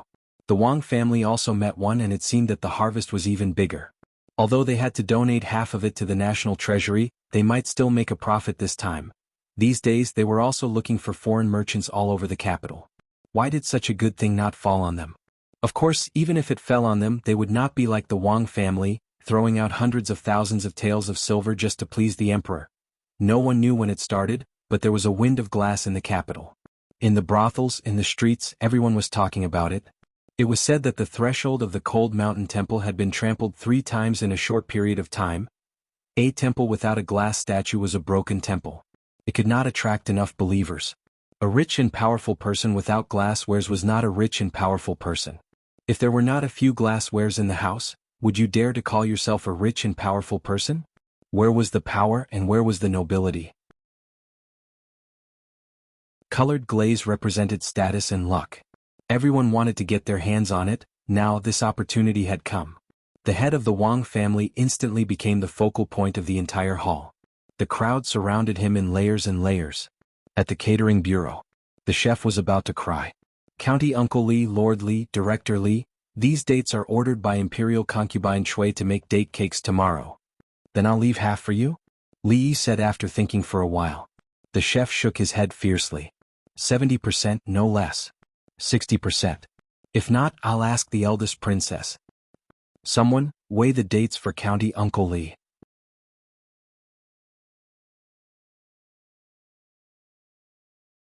Chapter 634. When Li Yi got the news about Princess Hui and the monk, it was already the afternoon of the next day. Princess Hui was a princess after all. She had the support of the Chui family and noble consort Chui. In addition, the Qin family and the Xin family did not pursue the matter. Her final punishment was to be grounded for 2 months. She had to copy the women's scripture and women's commandments 50 times each. She was grounded in a certain palace. During these 2 months, no one was allowed to visit her. Of course, the 2 glass statues were ultimately still on the Hui King's head, and he was fined a total of 100,000 taels of silver without any mercy. Even for a king this was not a small sum. The punishment for the monk was even more severe. In order to reduce the number of people killed, the old emperor was not willing to kill for the next 2 years. Usually he would be released after a few hundred years in prison. Of course, during the period of prison, those who had money and those who had strength and power could save a few years of prison time. This was just a small accident and did not affect the overall situation. The Wang family's colored glaze bazaar would be held as scheduled in 2 days. The location would be in Lotus Garden. From today onwards, the news would spread throughout the entire capital. This time there would be more dignitaries and monks. Even the wealthy merchants in the capital who were not of high status but had a lot of silver would be invited. With such a large scale and lineup, everyone couldn't help but wonder how much glass the Wang clan had bought from the foreign merchants. Why hadn't they heard anything about it before? The entire capital was searching for foreign merchants, but those people seemed to have suddenly disappeared without a trace. Everyone could only first set their sights on the Wang family's glaze bazaar in 2 days' time. Li Yi's gaze fell on Mississippi Lu. Out of money again? He almost jumped out of his chair and asked, "It's only been a few days. 4,000 taels of silver is gone. What did you use the money for?" Mississippi Lu hugged her sword and said, "You were the one who said I was recruiting soldiers. Did you really use it to recruit soldiers?" Li Yi was skeptical. "Money can make the world go round. This is what you said." Mississippi Lu looked at him and said, "Of course I need more money to recruit soldiers. How much do you need this time?" Li Yi thought for a while and asked. If it was used for serious matters he would not be stingy. 3,000 taels. Li Yi thought about it and said, "I'll give you 100,000 taels." "How much?" Mississippi Lu put down her sword and looked at him. 100,000. Li Yi repeated. Money was made to be spent. If he left the money at home he would have to take it out every once in a while. In any case, there would be a large sum of money coming in 2 days, so he might as well be generous all at once. Mississippi Lu looked wary and asked, "Did you do something behind my back?" Li Yi was startled for a moment, then he waved his hand and said, 3,000 taels, go to the accountant and get it yourself. Until now Li Yi had no idea how bold Mississippi Lu was. Even if she was given 1,000,000 taels of silver she could spend it all in a short time, let alone 100,000 taels of silver. However, at the moment he did not know what kind of monster would be created in the future because of this 100,000 taels of silver and a generous chief of Wulin. When Mississippi Lu was about to go to the accountant, Li Yi waved his hand and said, "Just in time, the organization has a new task for you to complete." Golden Jade Pavilion was the largest jewelry shop in the Jing Kingdom, mainly selling jewelry and precious utensils. It had branches in all the states and capitals of the Jing Kingdom. Although it was not explicitly stated, everyone knew that the one who controlled Golden Jade Pavilion behind the scenes was the famous Cui family. The capital was the gathering place of the powerful officials and rich businessmen in the Jing Kingdom, so the Cui family attached great importance to this place.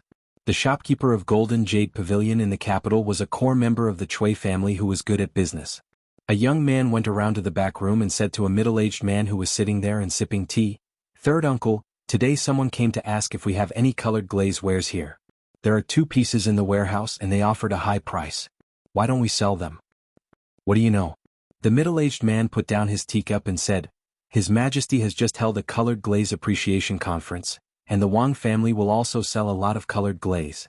At that time, most people will have colored glaze in their hands. What will those who didn't get it think?" The young man asked doubtfully, "The rarer something is, the more expensive it is. At that time, won't the price of colored glaze drop?" "The rarer something is, the more expensive it is, but the supply of colored glaze cannot meet the demand. How can the price go down?"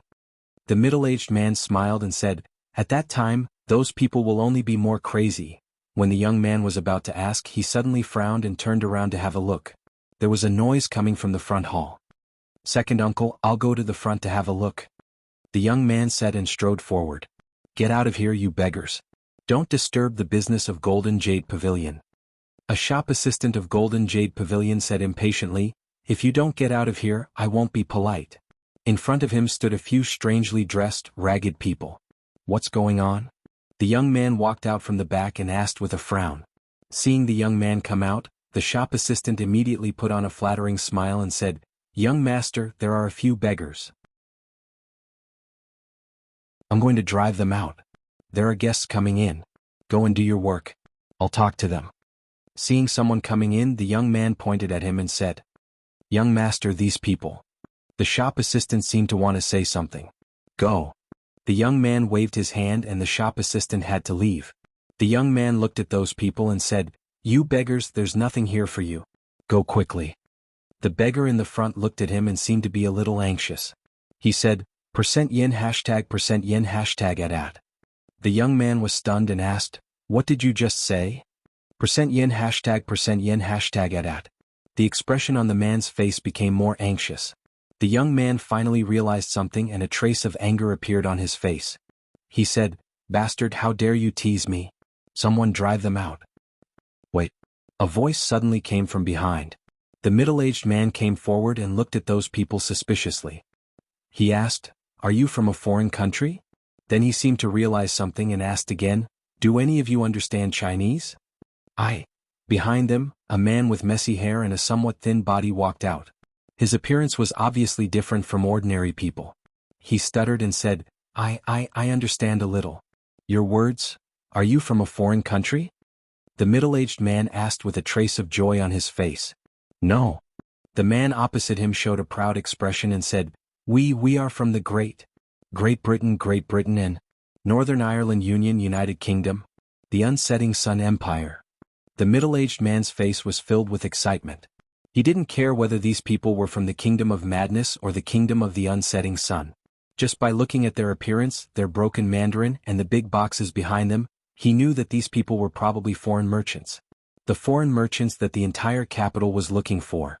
The middle-aged man suppressed the excitement in his heart and asked, "What are you doing here?" "We have a lot of glass.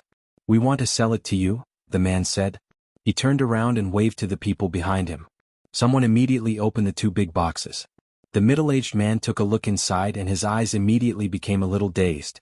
In those boxes, the glassware looked like ordinary porcelain piled up randomly. With a cursory glance, one could see that there were dozens of pieces in one box. Adding up the two boxes, he rushed up and closed the box.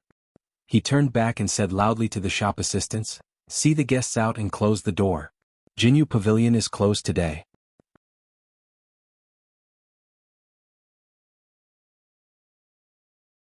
Chapter 635. You said that when you came here there were 50 people. You crossed the sea, experienced a lot of hardships along the way, encountered the wrath of the sea god, the turning of the earth dragon, and were almost robbed by bandits. Only the 5 of you survived? The man surnamed Chui frowned and asked. The man with messy hair had a sad look on his face. He nodded and said, "My companions are all dead. We are the only ones left." "What foreign country is so far away that you have to drift on the sea for half a year?" The man surnamed Chui asked suspiciously, "What country did you just say you came from?" "Great Britain?" The man looked sad and said, "Great Britain?" He looked up at the sky and said, "Great Britain, #at yen%. The United Kingdom, the great rising sun city." "All right." The man surnamed Chui waved his hand. He didn't care about the Great Britain Kingdom. He had just identified that the colored glass was real, which was enough for him. "Is this the only colored glass you have?" he asked with a smile on his face. The man from Great Britain said in a trembling voice, "It's broken, it's all broken, there are only 2 boxes left." No wonder these people looked so embarrassed. It was not easy for them to have these pieces of colored glass after such a rough experience. The man surnamed Chui showed a regretful expression on his face, but it soon disappeared. He looked at the man and said, 10,000 taels, I'll give you 10,000 taels. Leave these 2 boxes. 10,000 taels is enough for the 5 of you to live happily here for 10 years. What foreign merchants liked to do the most was to use precious treasures to exchange for some cheap things. The man surnamed Chui secretly remembered the tongue-twisting country just now. This country must be rich in colored glaze. The Wang family's colored glaze might have been bought from the merchants of that country. 10,000 taels? The man opposite shook his head and took out a small Buddha statue from the box. He said, 10,000 taels, this is for you. I know that colored glass is very precious here. The man surnamed Chui was stunned for a moment, then his face sank. These foreign merchants actually knew the trade? Originally he wanted to use 10,000 taels to send them away. If he sold these things he would probably get 100 times the profit. With such a great contribution to the family, his status in the Chui family would rise. However, he didn't expect that these foreign merchants seemed to have already figured out the market of Lioli. It wasn't easy to deceive them. A smile appeared on his face again as he said, I don't know if you've heard of this saying, The rarer something is, the greater its value. If there are too many of these colored glazes, they will naturally become worthless. In that case, we'll take our leave. The man nodded, turned around and said a few words to those people. At #yen%, and after they responded, they picked up the 2 boxes and prepared to leave. The smile on Mr. Chui's face froze. He cursed inwardly that these foreign merchants were so decisive. He hurriedly took 2 steps forward and said, "Hold on, we can discuss the money." The foreign man said, "We don't want money. If you don't want silver, then what do you want?" Chui frowned slightly. The foreign man turned around and looked around the golden jade pavilion. Mr. Chui finally realized something and his frown deepened. "Please sit here for a while.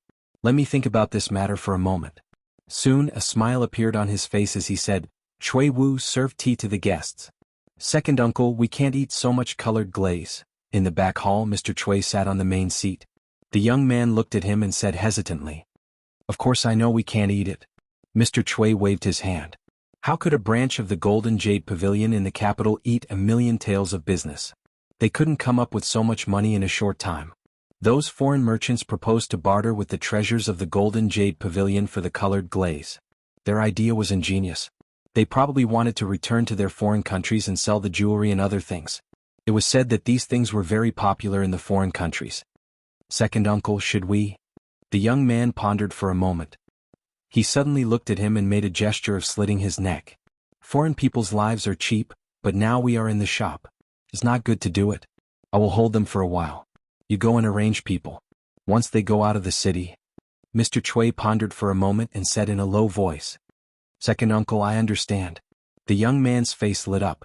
He quickly walked out of the lobby and went out through the back door. A cold smile appeared on the face of the man surnamed Chui.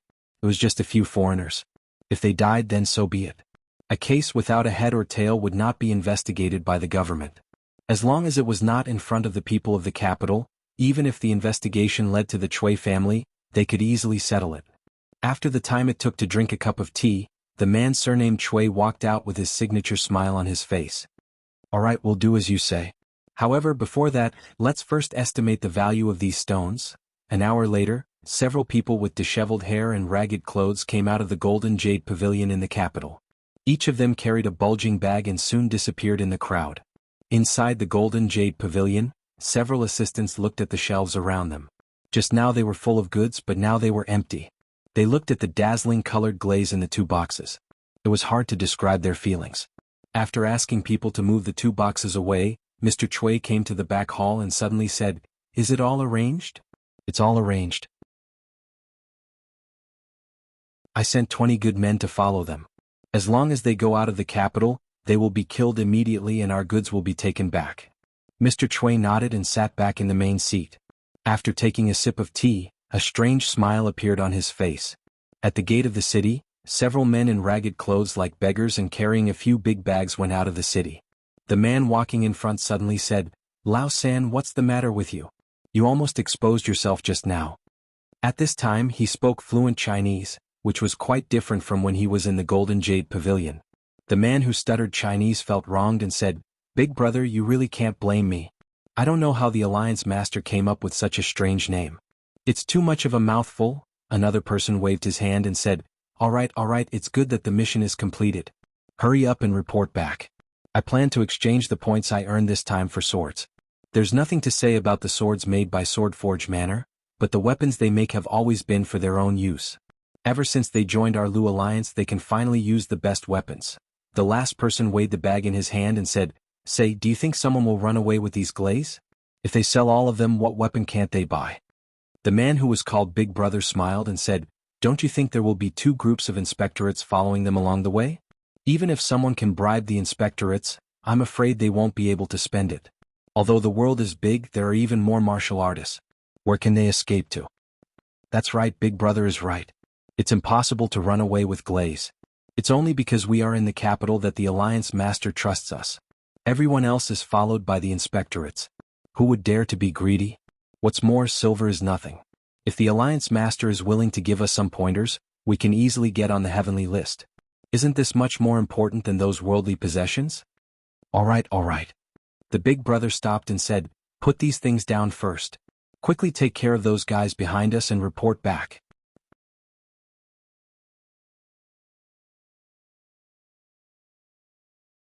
Chapter 636. Why aren't they moving? In the forest hundreds of feet behind them, someone whispered in a low voice. Ever since these foreign merchants left Golden Jade Pavilion, they were ordered to follow behind them. Foreigners were foreigners after all. They did not have the slightest vigilance. Carrying treasures worth hundreds of thousands of taels of silver, they swaggered on the road. All the way out of the city, the roads they took became more and more remote. They were simply thinking about the people following behind them. In the wilderness, there was no place more suitable for killing people, robbing treasures, and destroying corpses. Once they walked a bit further and reached an even more desolate place, they would be able to make their move. Suddenly, someone whispered, "Why aren't they moving?" They put the things down. "Not good, they seem to have found us." The leader was also stunned when he heard the words, but then he slapped a man's head and said, "What are you panicking about? There are only 5 of them. Even if they find us, what can they do? Let's do it."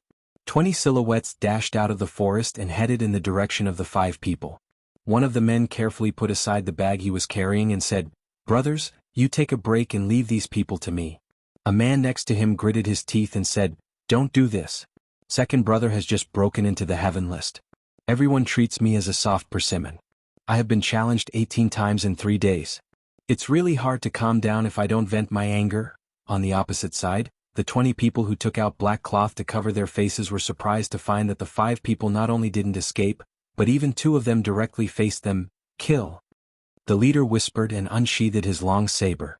After a quarter of an hour, the 20 people had bruised noses and swollen faces. Their clothes were taken off, leaving only a crotch cloth. They were tied to the tree with their hands behind their backs. Their faces were extremely pale and their expressions were of horror and despair. Spare my life." They watched as the foreigners tore off their loincloths. They seemed to have thought of something, and their foreheads were drenched in sweat. "You don't talk about morality." One of the foreign men looked at them and stammered a few words. He patted the long saber in his hand, which made everyone's heart tremble. "Big brother, why didn't you just kill them just now?"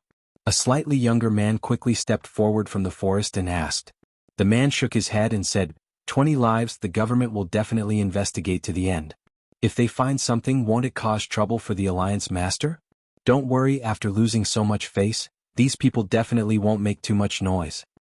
They got lucky. The conversation died down and the footsteps gradually faded away. After an unknown period of time, a voice came from another part of the forest. 2 figures walked into the forest. One could vaguely see that they were a man and a woman. "San Lang, don't worry." There seemed to be the sound of clothes being taken off, followed by the woman's somewhat worried voice. "San Lang, won't others see us here?" "I won't."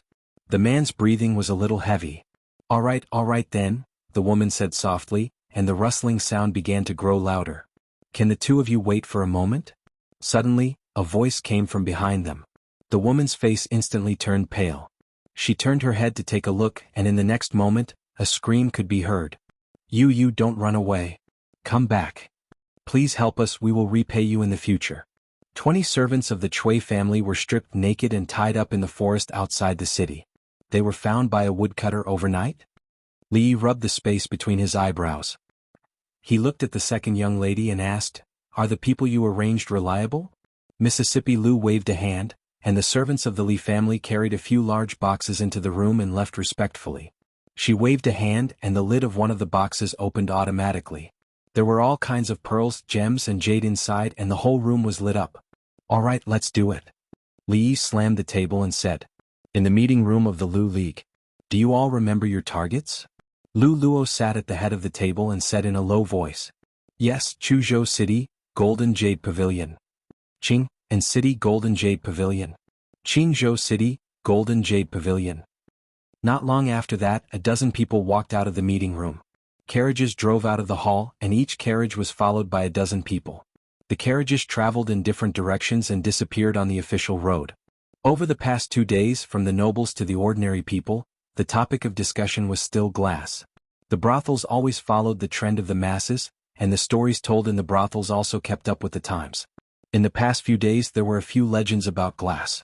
For example, in the journey to the west, Monk Sha used to be the curtain-lifting general in the heavenly court, but he was banished from the heavenly court because he broke a glass lamp belonging to the Queen Mother of the West. Even in the heavenly palace, glass was very precious. Another example was that if you collected 7 glass balls of different colors, you could summon a dragon. Another legend was that glass was the leftover stone that Niuai used to patch up the sky. It was said in the Buddhist scriptures that the medicine guru Buddha made a vow when he was practicing the bodhisattva path. He wished that his body would be as clear and pure as glass, and that he would use the power of the fire net to purify the suffering of all living beings. Of course, the nobles rarely went to the brothels to listen to such stories. What they cared about was the Wang family's glass bazaar tomorrow. In the main residence of the Chui family in Jing City, 20 people knelt on the ground with their heads lowered, and their faces were pale. The man with the surname Chui yelled, "20 of you can't beat 5 of them?" The leader of the group didn't dare to say that the other party had only sent 2 people, so he lowered his head and said, "Second Lord, we didn't know that those foreign merchants were all powerful martial artists." The man with the surname Chui's face was dark. If the glass balls weren't real, they wouldn't have lost anything. We've underestimated those foreign merchants. He looked at the group of people kneeling on the ground and said coldly, "Go and receive your punishment." In a manor outside the capital, 2 men in purple stood at the front, and behind them were 10 men in blue and yellow. They all knelt on the ground and said loudly, "Welcome, Your Highness." The middle-aged Taoist nun slowly floated down from the sky and walked into the yard. A man in purple tore off the red cloth covering something in the yard, pointed to a towering white jade statue below, and said, "Your Highness, this was carved by a skilled stonemason under my command. It took me 3 months to carve it. It will definitely." The middle-aged Taoist nun glanced at him and asked, "I heard that many temples in the capital have glass Buddha statues?" The man in purple was stunned and said, "Your Highness, it is true. I've also thought that if I can also make a glass statue for Your Highness, I'm afraid it will attract countless believers.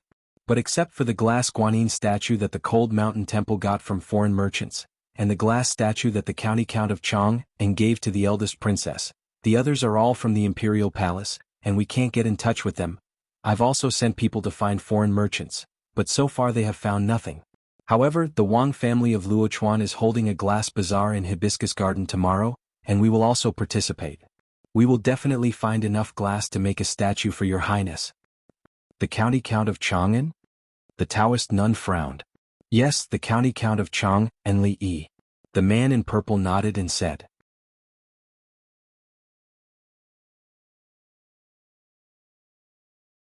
Chapter 637. "There's no need for you to participate in tomorrow's glass bazaar," the nun said after a moment's thought. "Lady, why?" The purple-clothed man paused. Just as he was about to ask for more details, the nun waved him off. "The situation in the Qi kingdom has changed. The blue-clothed and purple-clothed emissaries will leave the capital with me. One blue-clothed emissary will stay behind to contact the believers in the capital. Time is of the essence, so make your preparations. We'll depart at noon tomorrow at the latest," the nun said calmly as she looked into the distance. "Yes, lady." The purple-clothed man cupped his hands and bowed. "I'll make the arrangements immediately." After slowly retreating from the courtyard, he walked up to the crowd still kneeling outside. "Su Zheng." A blue-clothed man immediately stood up. "What are your orders, purple-clothed emissaries?" The purple-clothed man said in a low voice, "The lady has ordered that the emissaries of the holy religion and above must leave the capital tomorrow. However, we cannot abandon the believers in the capital. Among the emissaries, you are the most familiar with the capital. You will stay behind to contact and develop the believers. Do you have any objections?"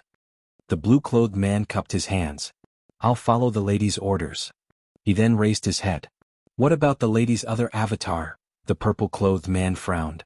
"From now on, you will be in charge of all matters concerning the holy religion in the capital. You may act as you see fit." "Yes, lady," the blue-clothed man said loudly.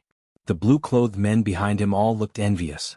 The young man was the youngest blue-clothed emissary of the holy religion. Because of his outstanding abilities, he had risen from a common believer to a blue-clothed emissary in less than a year. If he were to advance one step further, he would become a purple-clothed emissary, second only to the lady and the protectors. Now that the believers in the capital were handed over to him, it was only a matter of time before he became a purple-clothed emissary. Li Yi, within the courtyard, the middle-aged nun looked in a certain direction and slowly recited the name. The Wang clan was going to hold a glass auction soon. This was a business that involved at least 1,000,000 taels of silver. Perhaps it was because he had seen too much silver and treasures in the past few days, but at this moment, Li actually calmed down. Duan Wu and Li Yingkai were playing marbles in the courtyard. The two of them didn't have much fun for many days. The old granny was going to send this brat to a math college. After a while, Duan Wu would also have to go to the Princess Royal Highness's female college.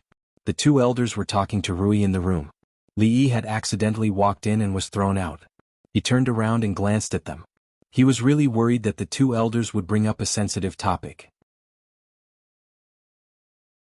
He had been having a headache over this matter for the past few days. Looking up at the sky, he estimated that it was about time.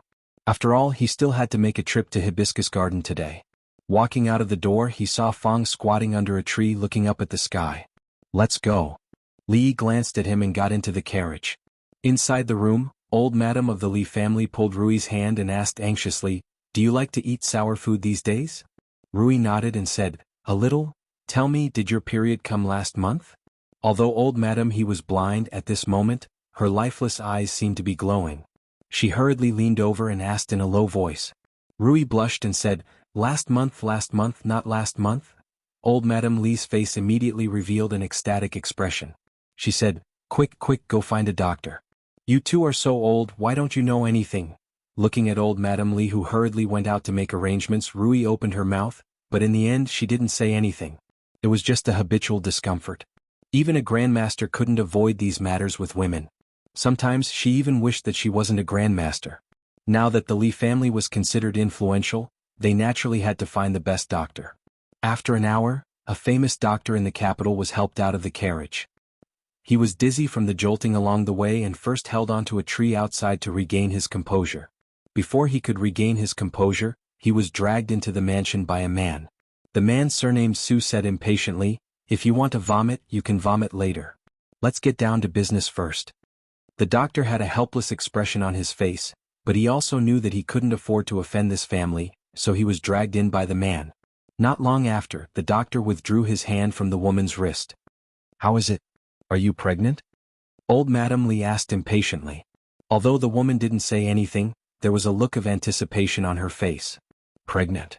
The doctor looked at old Madame Li in confusion and shook his head. "I haven't felt the pulse of pregnancy.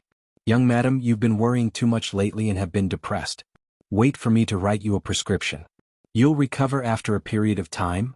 Old Madame Li was startled for a moment before a trace of disappointment appeared on her face. She immediately smiled and said, "Then I'll have to trouble you, doctor." She turned to look at Rui and held her hand. "It's all right. You're still young. There will be plenty of opportunities in the future." Rui nodded and smiled faintly. After the time it took for a stick of incense to burn, the doctor handed the prescription to old Madame Li. Before he left, he turned back and said, "Mental illness requires mental medicine. Pills can only be used as a supplement. Young madam, you should let go of the knot in your heart as soon as possible." When he finished speaking and turned around, a carriage came from the side and slowly stopped in front of the Li mansion. A white-haired old man carrying a medicine box got out of the carriage. When he raised his head and saw the people at the gate, he was slightly stunned. Rui looked at the old man and walked up to him saying, "Dr. Lu, my husband just went out. I'm afraid he won't be back until very late." Lu Jimin shook his head and said, "I'm not here to see County Uncle Li. 2 days ago, County Uncle Li said that Madame Li wasn't feeling well and asked me to come and see her. It's just that I've been delayed by something these past 2 days." Rui smiled and said, "If that's the case, Dr. Lu, come in and have a seat." She only vaguely knew that this Dr. Lu seemed to be an imperial physician in the palace and had a close relationship with her husband. Even if she didn't need him to treat her, she couldn't neglect him. At this moment, old Madame Li was disappointed and didn't have much interest in this Dr. Lu. As for the doctor just now, he looked at Lu Jimin with slight dissatisfaction. After thinking for a moment, he actually went in again. "Xiao Huan, go make a cup of tea for Dr. Lu." After entering the hall, Rui first ordered Xiao Huan. "Yes, Mississippi." The servant girl immediately trotted away. After Lu Jimin sat down, he directly looked at Rui and said, "I don't know if Madame Li can let me take your pulse first." Rui smiled and said, "My body has been much better these past 2 days. There's no need to bother Dr. Lu." She really didn't want to hear the same words a second time. Old Madame Li came over and said, "Your health is more important. Let Dr. Lu take another look." She was frightened when she heard the words heart disease and heart medicine just now. It's not a bad thing to have another doctor take a look. Moreover, in her eyes, the doctor who came later had a fluttering white beard and a sage-like appearance. He seemed to be more reliable than the previous doctor. As for the doctor standing on the side, he just glanced at Lu Jimin with contempt and didn't say anything. Since he had already been invited, there was no need to invite another doctor. Didn't inviting another doctor mean that they didn't trust him? He wanted to see how good the medical skills of the old man opposite him were. Old Madame Li's words couldn't be disobeyed. Rui thought about it and sat down on the other side. She stretched out her wrist and said, "Then I'll have to trouble Dr. Lu." Lu Jimin smiled and placed one hand on her wrist. He slowly closed his eyes. Playing tricks.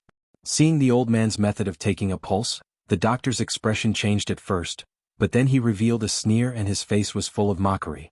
It was unknown if anyone in the world knew how to use such a legendary technique.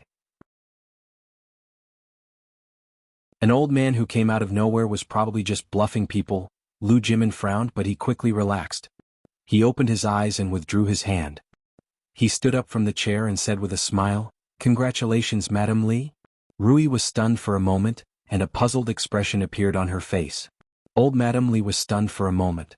She seemed to have thought of something and suddenly got up.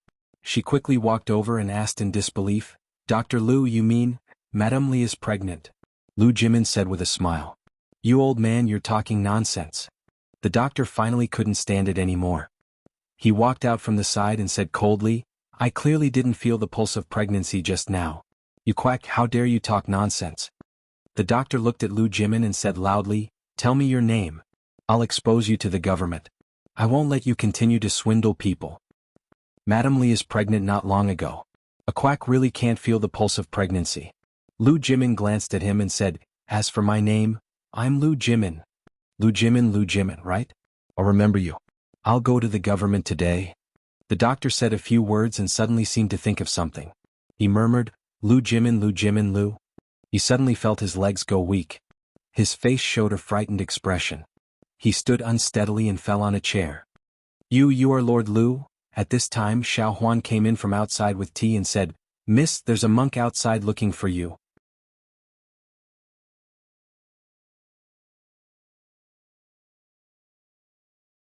Chapter 638. The old lady looked at Lu Jimin anxiously and asked, "Is this true? Is Rui really pregnant?" "What are you talking about? What are you talking about?" The doctor suddenly jumped up from his chair and looked at the old lady with dissatisfaction. "What do you mean by this? Do you know who is standing in front of you? This is the imperial physician of this dynasty. Lord Lu's medical skills are unpredictable and unparalleled. If he says it's a pregnancy, it's a pregnancy. It can't be wrong. Shut up." Lu Jimin glared at him. Even he didn't dare to talk to the old lady of the Li family like this. If Uncle Li heard this, what would he think of him? "Lord Lu, do you want to take a closer look?" The old lady was still a little uneasy and asked anxiously. Lu Jimin smiled and said, "Don't worry, old lady. Madame Li is pregnant not long ago. It's normal that ordinary doctors can't see it. Even I almost couldn't see it just now." "Mrs. Pregnant." Xiao Huan put the tea on the table and hurried over. She looked at Rui's belly with her mouth wide open and asked with surprise and joy, "Ba, I wonder if Uncle Li is here. My master has something for you." A voice came from outside the door. The old lady turned around and looked at the young monk. She said in surprise, "It's Master Mingjing. Is Master Tanin here?" Master Tanin had a high status in the hearts of Buddhist believers in the capital. The old lady couldn't neglect him and hurried forward to ask. The young monk shook his head and said, "Master is meditating in the temple. He asked me to bring 2 scriptures and a prescription for Uncle Li." The little monk took out a cloth bag from his bosom and handed it over respectfully. "Prescription?" Lu Jimin came over and glanced at the prescription on the 2 scriptures. He said with a smile, "Master Tanyin's medical skills are indeed worthy of his reputation. This prescription is used to regulate and stabilize the fetus. It seems that the master has already seen that Madame Li is pregnant. You don't worry now, do you?" Don't worry. All the wrinkles on Madame Dowager's face smoothed out. She looked at the young monk and said, "Little Master Mingjing, please go back and thank Master Tanin for us. I will go up the mountain to fulfill my vow another day and offer enough incense for Cold Mountain Temple." When he turned back to look at Rui, his expression immediately changed. He walked over to help her and said, Why are you still standing here? Hurry up and sit down.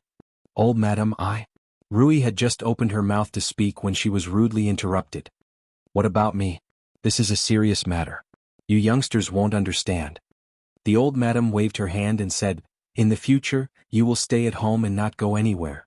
You are not allowed to do anything. You are not allowed to do chores like washing and cooking. Leave it all to the servants in the manor.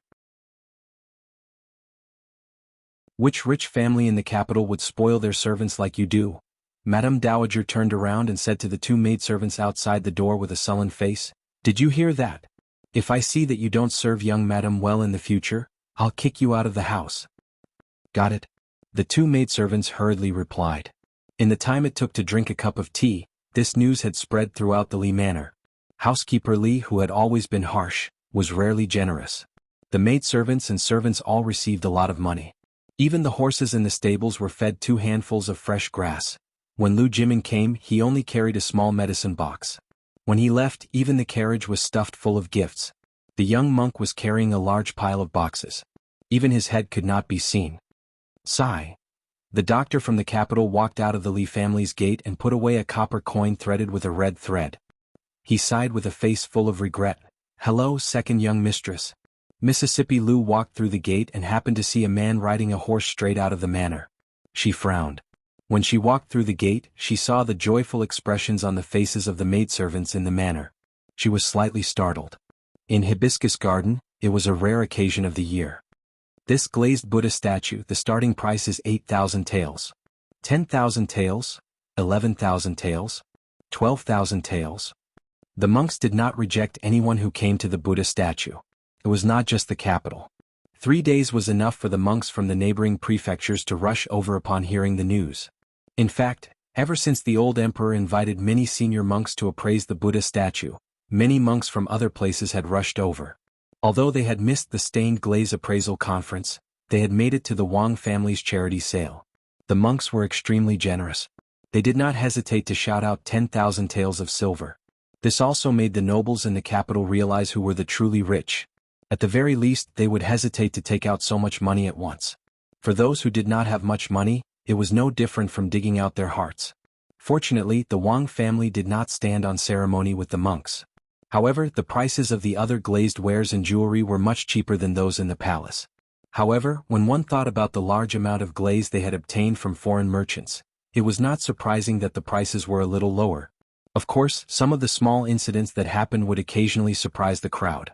For example, the Wang family directly offered 50,000 taels of silver for a glazed statue that resembled the living old master of the Chui family, which was almost 5 times the price of a Buddha statue of the same size. The Chui family almost flipped the table on the spot, but in the end they had to swallow their anger and buy it. If the old master's glazed statue were to be bought by someone else, the Chui family would lose face. It was not something that could be bought back with 50,000 taels of silver. When Fang walked out of Hibiscus Garden, he was still rubbing his hands. Li could even feel his whole body trembling. Come to think of it, this was like a penniless pauper suddenly mastering the godly skill of turning stone into gold. The fact that he could still stand there so steadily showed that his mental fortitude was not bad. To a certain extent, this was even better than turning stone into gold. After all, glaze was more expensive than gold. In fact, Li Yi did not understand Fang's behavior. With Fang's current wealth, buying a big house was not a problem at all. If he could get past Madame Fang, a beautiful concubine could enter the house at any time. However, although he had money, he had never spent it. The money for Zhuzi's marriage should have been enough a year ago, right? Thinking about it carefully, it seemed that he was the same. The money that he had worked so hard to earn was all squandered by Mississippi Lu before he could spend it. What's wrong? The carriage suddenly stopped. Li Yi remembered that he had just left Hibiscus Garden not long ago. There was no reason for him to be home now, so he lifted the curtain and asked, "Young master, do you want to go in and have a look?" Fang's face showed a hesitant expression, and he pointed to the alley beside him and said, "I'm not going today," Li Yi said as he lowered the curtain after taking a look. "Okay." Fang nodded, got off the carriage and lifted the curtain. Li Yi jumped off the carriage and walked to the alley. Li, Mrs. not home today?" Xiao Chui opened the door and shook her head. "Not home? Where did she go?" Li looked at her and asked. "She just went to the shop. Miss may come back with Sister Ruoqing in the evening." Xiao Chui looked at him and said, Li, do you want to come in and wait for a while? No need. Li shook his head and said, I'll go first. Xiao Chui stood at the door and watched her walk away before closing the door. She walked to the yard and asked, Miss, why did you lie to Li and say that you were not home? Zheng Zumo shook her head and did not speak. There was another knock on the door. Must be Li coming back again. Xiao Chui asked as she walked, Miss, what should I say this time? She opened the door a crack, poked her head out and said, Li, Miss said she is not home you. She was startled and looked at the stranger in front of her. She asked in confusion, May I ask who you are looking for? Hearing footsteps that were different from Xiao Chui's, Zheng Zumo took a deep breath and was about to speak when she saw the person standing in the yard. After a moment of shock, her face immediately turned pale. The middle-aged man sighed and said, Zumo, you have been in the capital for so long. Why haven't you gone back to sea?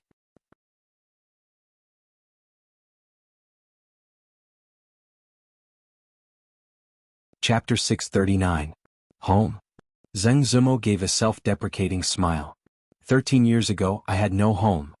Do you still remember what happened 13 years ago? I don't dare to forget, Zheng Zumo shook her head. When she looked up at the middle-aged man again, her expression had returned to calmness. She said, What brings you here today, Assistant Minister Zheng? Feeling the alienation in her words, the middle-aged man sighed and said, I was just a small official in the Ministry of Revenue. I couldn't change the overall situation and could only watch my brother fall into trouble. Later I also went to the musical house to find you.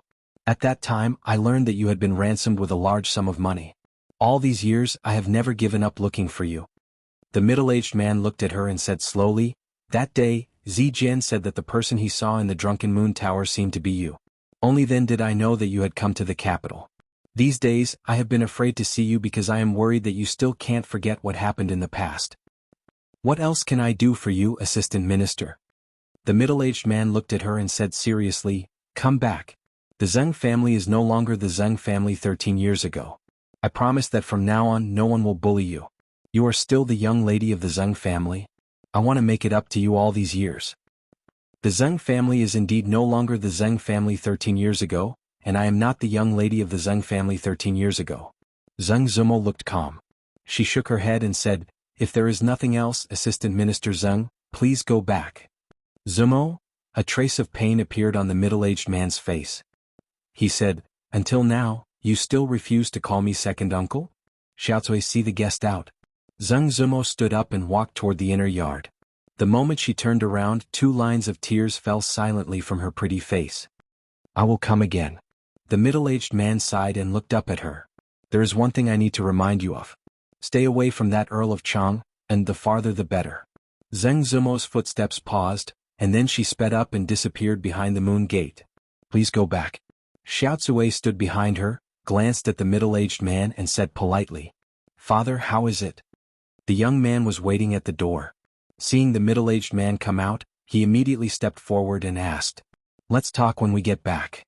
The middle-aged man raised his head and glanced at the tea house opposite him. There were already several people walking over here. He withdrew his gaze and walked towards the entrance of the alley. Not long after, an angry and embarrassed voice came from the carriage. What? She actually refused? Does she think she is, Pa?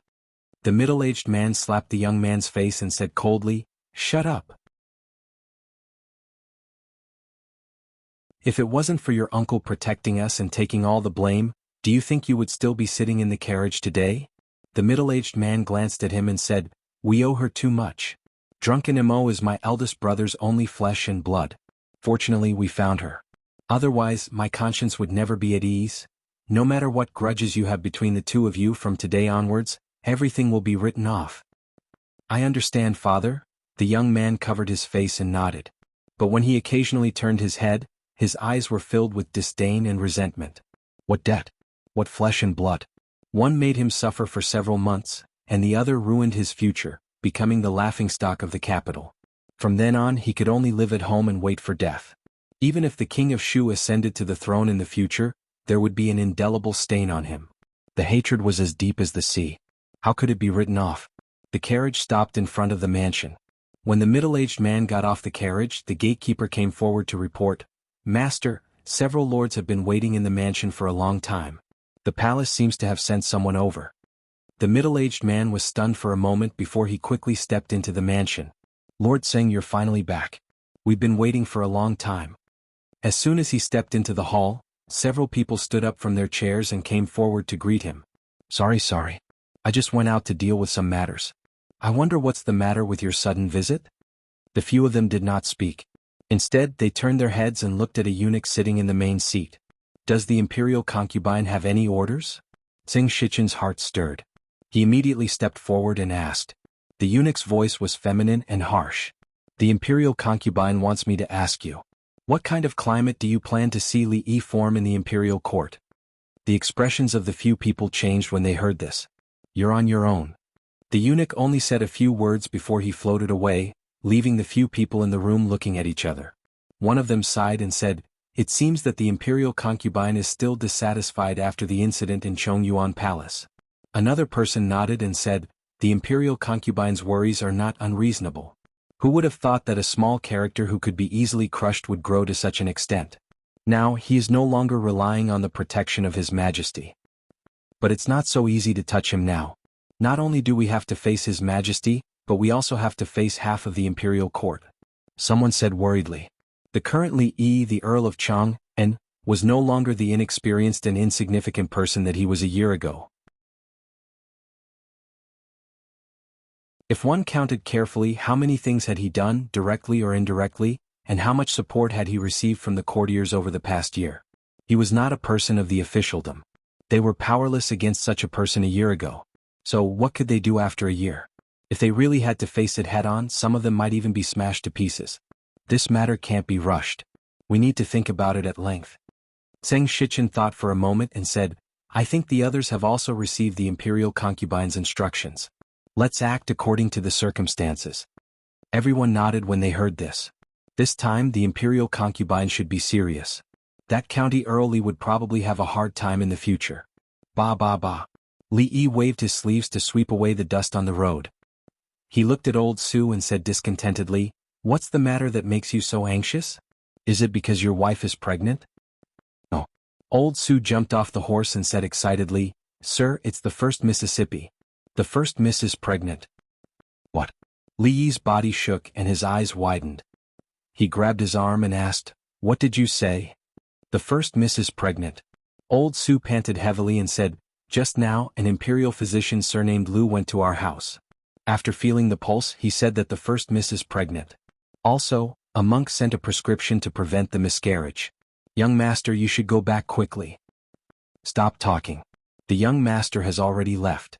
Fang patted him on the shoulder and said, pointing to the horse that was galloping away, Hurry up. He waved the reins and the carriage started slowly. Haha, young master, this time we must hold a banquet for 3 days.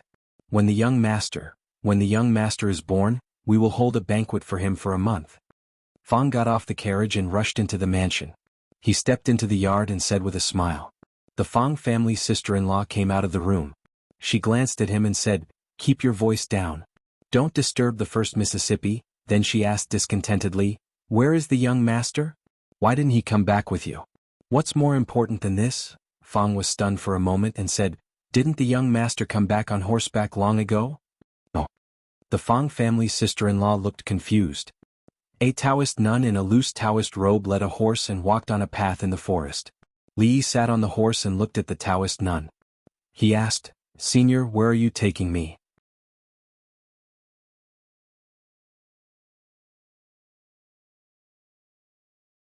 Chapter 640.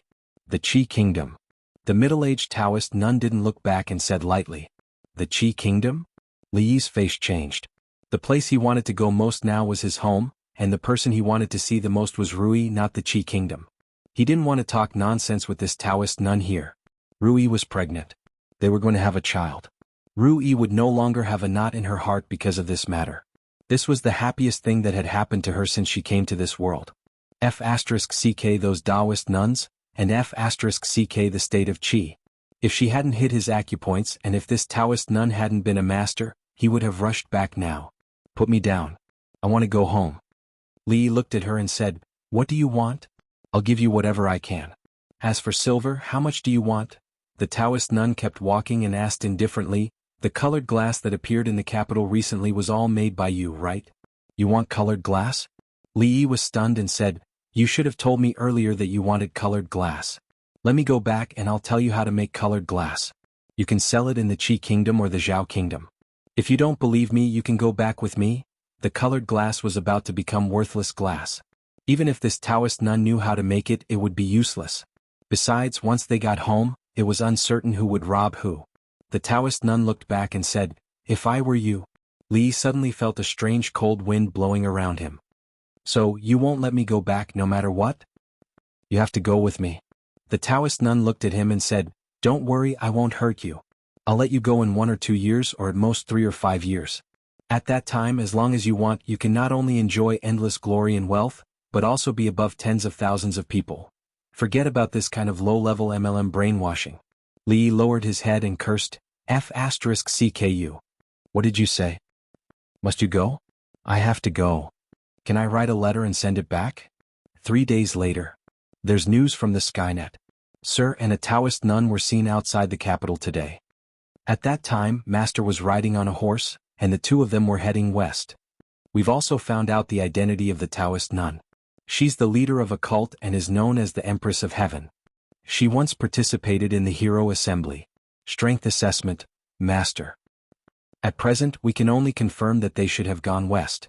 Their exact whereabouts are unknown. Lu Luo spoke quickly. After carefully sorting out the information he had just received from Skynet, he immediately sent it back. It's her? Why did she kidnap you? Rui frowned. I'll go after them immediately. Where are you going? Madame Dowager grabbed her and said, you're pregnant and you're a woman. Where can you go? I'll immediately send someone to the palace to report this matter to His Majesty. His Majesty will definitely send someone to investigate. It's useless. Rui shook her head. How could Madame Dowager know how terrifying the Taoist nun was? Madame Dowager shook her head repeatedly and said, no, absolutely not. If anything happens to you, how can I explain it to her when he returns? It's all my fault. It's all my fault. Fong squatted on the ground and grabbed his hair. His eyes were bloodshot. Rui glanced at him and shook her head. Uncle Fong, don't be like this. The Taoist nun has the strength of a master. All the guards combined are no match for her. Don't worry. That boy is very clever. Little you stay at home and take care of yourself. I'll go there myself. A voice came from behind. Second granduncle walked in leisurely with his hands behind his back. Where are you going? Madame Dowager asked in confusion. Mississippi Lu shook her head and said, no, I can't fight with others in the future. If second granduncle leaves, what will happen to the family? The old man frowned and said, that's really troublesome. Recently there were more and more uninvited guests who secretly visited the family, and their strength was getting stronger and stronger. They used all kinds of means. Rui couldn't fight with others in the future. If he left, the guards of the Li family, including those ordinary masters, could not guarantee that nothing would go wrong. It was really a headache. I'll go. Mississippi Lu clenched her sword and said. No. Rui refused immediately. You're no match for the Taoist nun. I'll act according to circumstances. No. Outside the Li family's mansion, the servants of the Li family looked at an unfamiliar old man standing at the door and asked, may I ask who you're looking for? Although the old man was a little sloppy, the people who could come to the county earl's mansion were all well-known figures in the capital. They didn't dare to judge a person by his appearance. Killing a small county earl. If it weren't for the fact that I'm short of money these days, I wouldn't dare to do such a stupid thing. The sloppy old man threw a milky white lump into his mouth and said, is County Earl of Chang and Li Yi in there? Although he was a grandmaster, grandmasters were not above the common people. They also needed to eat and drink. Although it was shameful to do this kind of killer's work, he had never cared about this kind of thing in the past. This time, he was asked by a family with whom he had a little connection when he was young to take the life of County Earl Li. 100,000 taels of silver was the reward. The servant of the Li family said honestly, no. The sloppy old man was stunned and asked, where did he go? He went out and hasn't come back yet. The old man frowned and said, in that case I'll wait here for him to come back. As soon as the old man finished speaking, the servant only felt that everything in front of him went black, and then he collapsed on the ground powerlessly. You're lucky. 100,000 taels of silver for one life. I said one life and I mean it. I'm a man of my word. The sloppy old man murmured and knocked out several maids and servants in the courtyard. He also casually took care of several people who looked like guards. Hearing a sound coming from a courtyard, he strode in. I only kill. The sloppy old man didn't finish his sentence. He was stunned when he saw several figures standing in the courtyard. He immediately bowed to the ground and said, I'm sorry. I went the wrong way. Cough cough. After saying that, he turned around and left without any hesitation. Because he was too nervous, the candy just now was stuck in his throat, and he didn't dare to swallow it immediately. Come back. An old voice came from behind. The sloppy old man stopped, turned around, and knelt on the ground. I have eyes but fail to recognize Mount Tai. Please spare my life, Senior. His voice was trembling and cold sweat broke out on his forehead. Not bad. The old man looked down at him and nodded with satisfaction. He said, Get up. What's the matter? Get up and talk.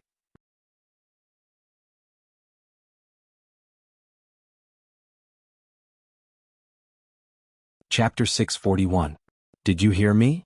Second great uncle asked while lying on the rocking chair. Yes. The sloppy old man stood aside respectfully and nodded like a chicken pecking rice. Second great uncle glared at him. Listen carefully. Hurry up and go. The sloppy old man hurriedly reminded him, Senior, I forgot the antidote. The old man threw a porcelain bottle over and said, There are 100 antidotes here. Each one can suppress the poison in your body for 2 days. That is to say, 7 months at most. If you still can't bring her back after 7 months, what will happen? The sloppy old man asked with a trembling voice. Her limbs will be stiff and she will bleed from her orifices. Within 2 hours she will turn into a pool of pus. The sloppy old man's expression changed drastically and he said, Senior, can you give me a few more? The world is so big and it's so difficult to find a person. What if you still can't find her after 7 months? Second great uncle nodded and said, So you can't delay. The sloppy old man was speechless. Not long after, the sloppy old man walked out of the Li family with a horse, looking dispirited. He lifted his sleeve and looked at his arm, looking even more dispirited. This time it was a real poison. Damned Taoist nun, damned old monster. He quickly got on the horse and put away the token in his bosom. With this thing, he would be able to gather enough information along the way. Go. The old man waved his whip and a cloud of dust quickly rose on the road. Second great uncle, I'm worried about my husband. How about I go with him? Rui walked forward with an anxious look on her face. What's the use of you going? Second great uncle glanced at her and said, You're pregnant now. Can you fight with a guru? Don't use your true chi before the child is born. There has never been a lack of geniuses in the martial arts world. There were peerless masters who reached the top at a young age. Why didn't they have children? Also, have you forgotten why your father destroyed his own martial arts? If there's any mistake, you two won't be able to live in peace for the rest of your lives. Rui bit her lip and finally fell silent. Where's Rui? The old man suddenly asked. She went to Lu Meng. Rui looked up at the west and sighed, I wonder how much Xiang has suffered. These fruits are all wilted and not fresh at all. Do you have pears? Give me 2 fresh pears. Li Yi laid comfortably on a soft bed and pointed at the blue-clothed man in the room. Where can I find fresh pears for you in this season? The blue-clothed man's eyes were almost spitting fire. He said angrily, Moreover, this is a ship. Don't go too far. Are you coming? Wait a minute. The blue-robed man's face fell as he strode out of the room. Li rubbed his head and threw a candied date into his mouth. He had been on the boat for 2 hours and his head was a little dizzy. Meeting that damned Taoist nun aside, today was actually a very happy day. He was finally going to have a child. This was something that he had never experienced in his 2 lifetimes. However, Rui must be very worried now. Xiao Huan must be crying. Mississippi Lu must be unhappy too. He had promised her another 100,000 taels of silver in a few days. He didn't know how long it would take.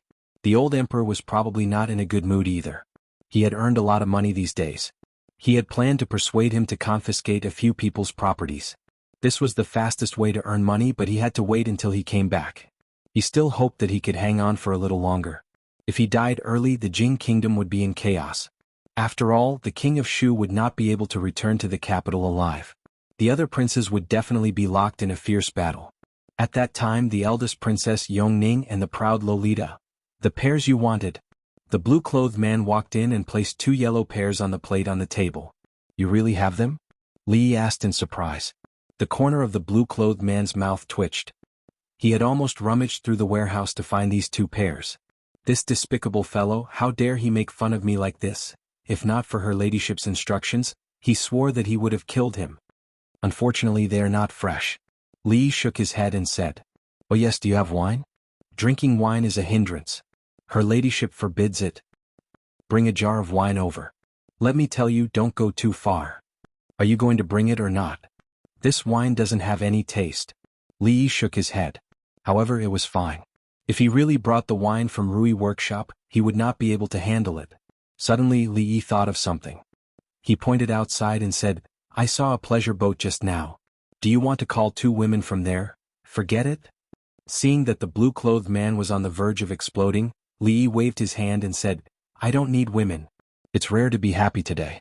Let me treat you to a drink." Her ladyship said that we can't drink wine. Where are we going? Li took a bite of the pear and asked with a smile. A trace of confusion appeared on the blue-clothed man's face. He said, "Of course we are going to the Qi kingdom. The root of our holy religion is in the Qi kingdom. I'm not bragging, but we have 100,000 believers in the Qi kingdom. So many?" Li had a surprised expression on his face. A multi-level marketing organization that had 100,000 members could be regarded as a classic example. Who didn't know how to brainwash?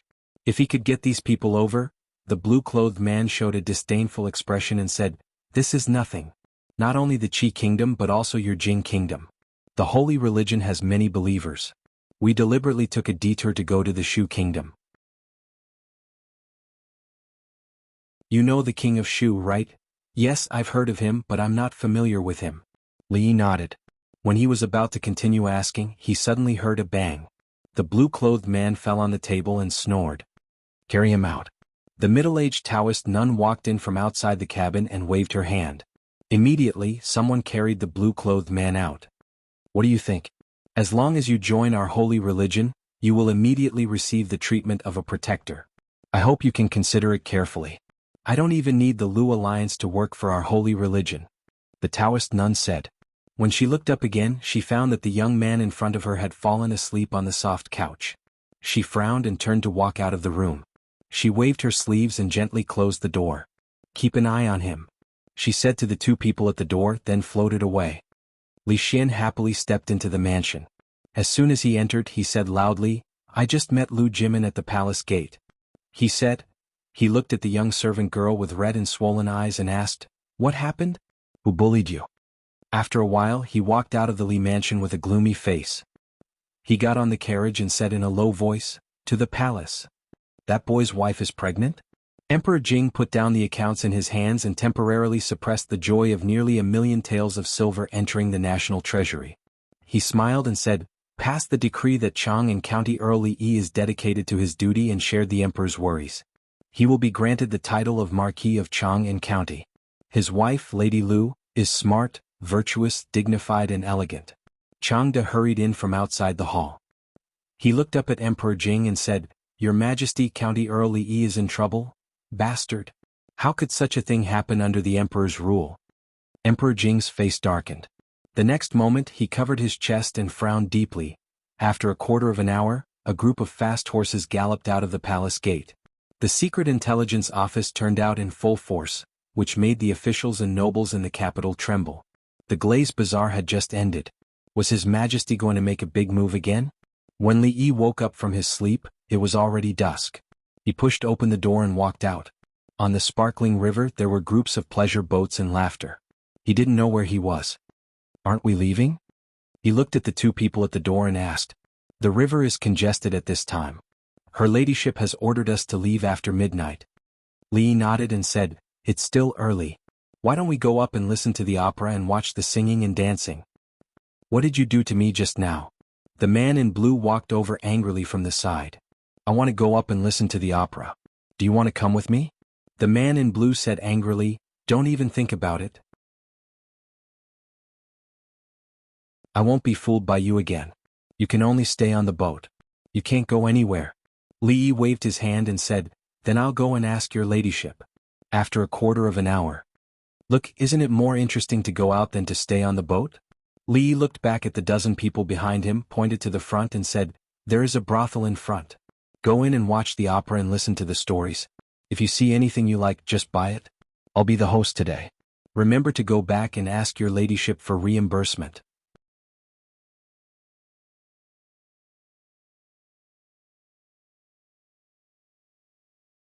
Chapter 642. Usually, they did not pay much attention to places like the brothel. Seeing it today, the apostles of the holy religion were surprised to find that the play in the brothel was actually so interesting. By Suzhin, humans and demons cannot love each other. The sea of bitterness is boundless, repent and you will be saved. On the stage, a monk wearing a bright yellow kasaya held an alms bowl in his hand and pointed it at the woman in white on the ground. The woman looked up at the monk and said in a sad voice, "Fahai, I and the official are really in love. Why are you so aggressive?" "Amit Ba." The monk said the name of Buddha and sighed, "In that case I have to accept you." The audience under the stage shook their heads and sighed. What a love between humans and demons. The Legend of the White Snake was a long-lasting play. Even after watching it several times, they could still see some freshness in it. "You old bald donkey, why did you break them up? I will kill you." A young man rushed onto the stage angrily and kicked the monk to the ground. The alms bowl rolled far away. The monk who was kicked to the ground was stunned. The white snake was stunned. The audience under the stage was stunned. The dozen apostles were also stunned. The plot of the Legend of the White Snake was wonderful, and the performance of the two actors on the stage was even more vivid. However, it was rare to see someone like this young man who was immersed in the play. Obviously, he really regarded the actor who played Fahai as an old bald donkey who wanted to break up the lovers.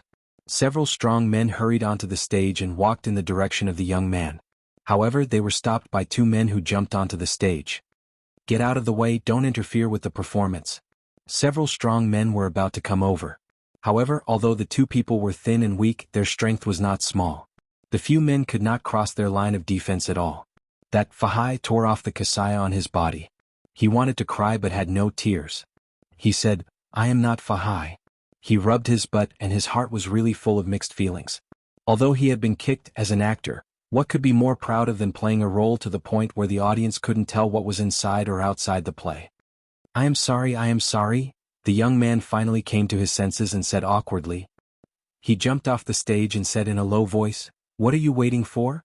Haven't you embarrassed yourself enough?" After saying that, he quickly walked out of the door.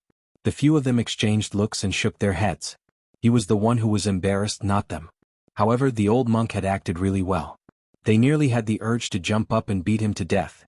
Seeing that the young man had already walked out, they hurriedly followed.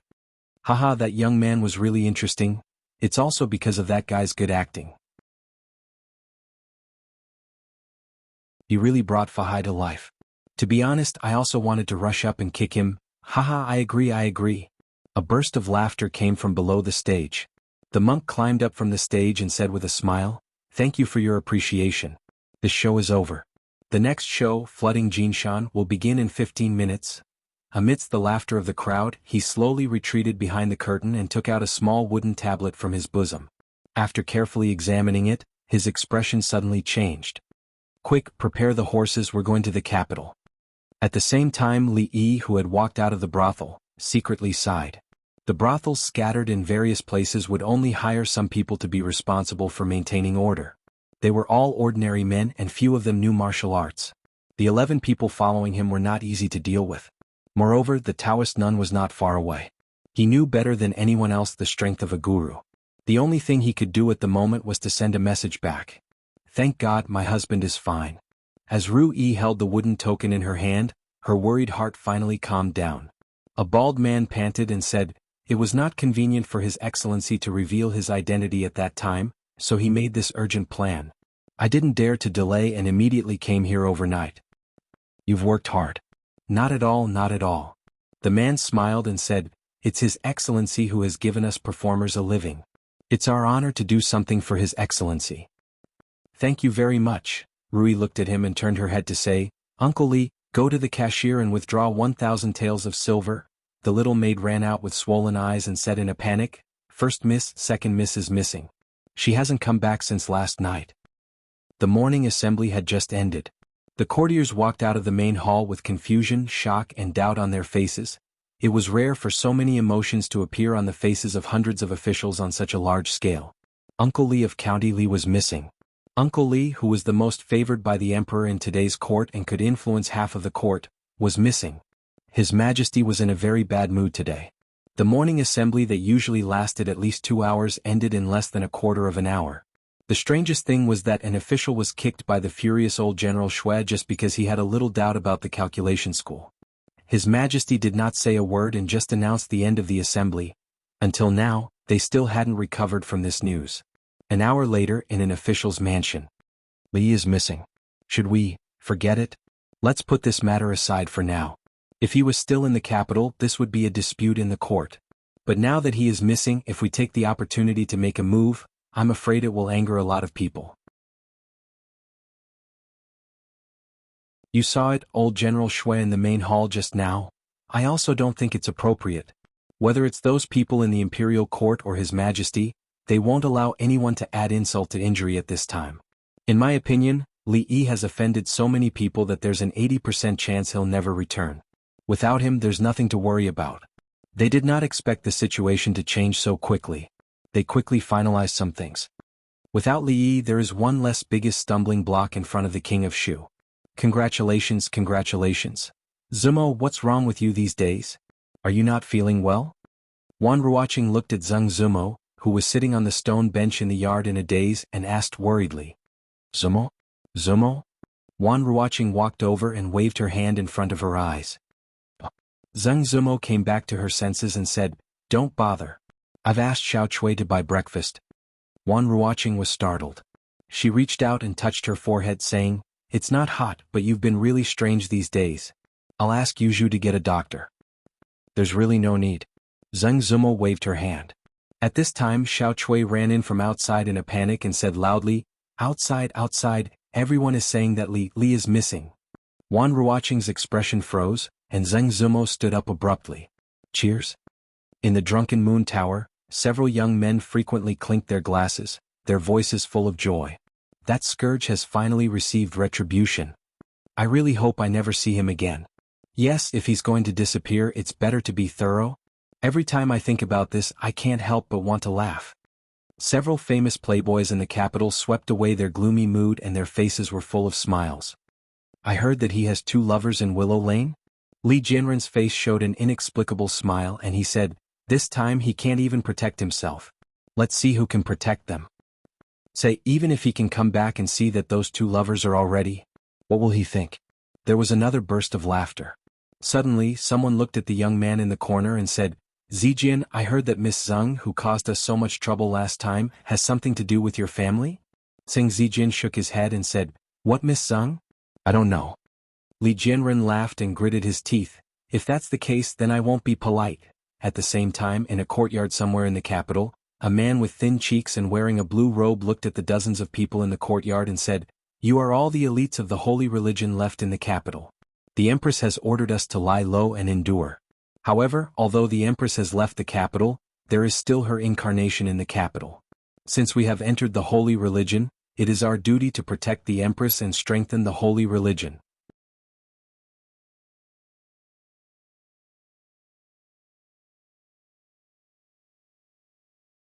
Chapter 643. Some officials in the capital city had been waiting anxiously for a long time. Finally, the news of the imperial concubine came.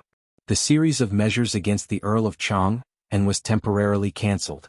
This made them heave a long sigh of relief in their hearts. The atmosphere in the court was not right these days. Of course, this kind of abnormality was mostly reflected in His Majesty.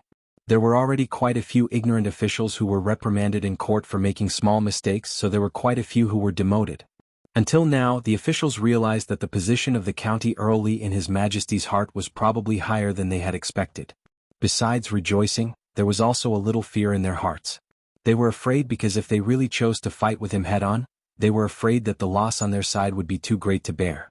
As for rejoicing, it was naturally because such a person was not in the capital city, and it was very likely that he would never come back. Otherwise, the return of His Highness, the King of Shu, would be greatly hindered. No one wanted to have such an enemy. Not to mention how many people stood behind him, just counting the school, many officials were tied to him. Once the accounts were checked, there would be a purge in the court. The power that belonged to His Highness, the King of Shu, really could not stand any more torment.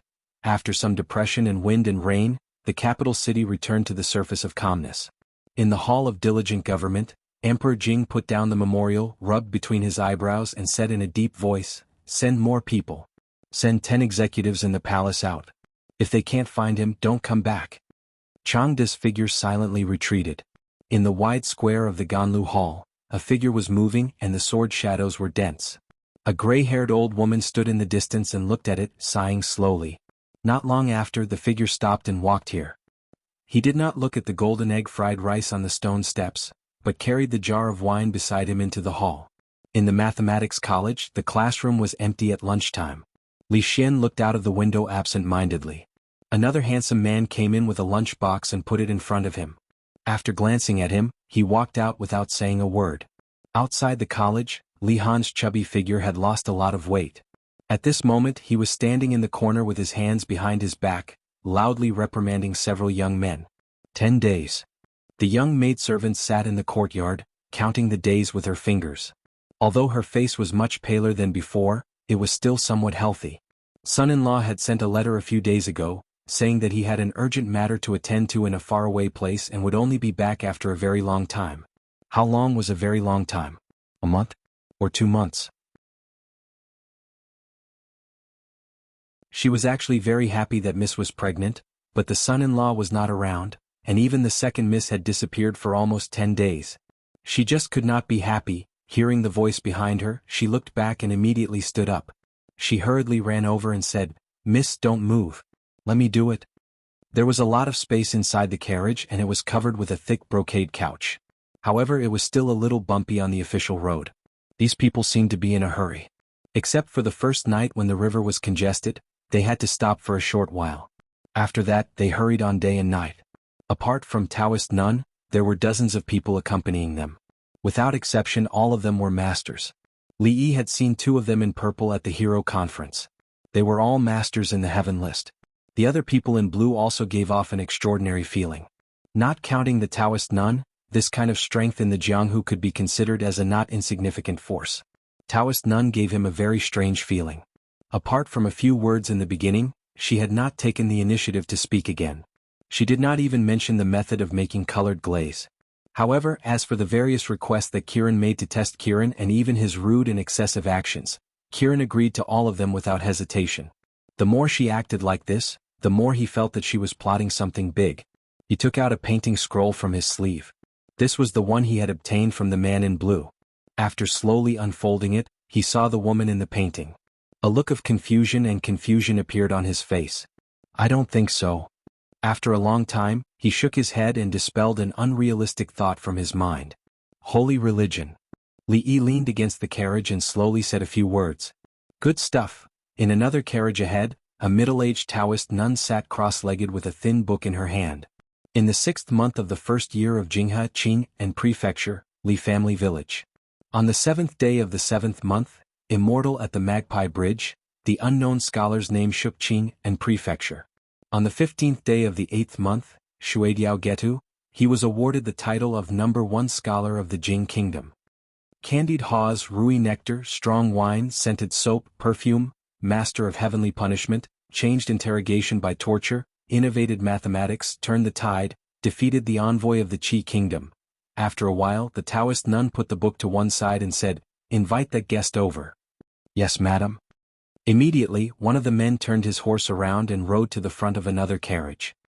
He said to the people standing guard outside, "Her ladyship has orders to invite this guest over." Shoo. One of the men made a shushing gesture and said, "Keep your voice down." You fell asleep again? The man's face showed an expression of disbelief.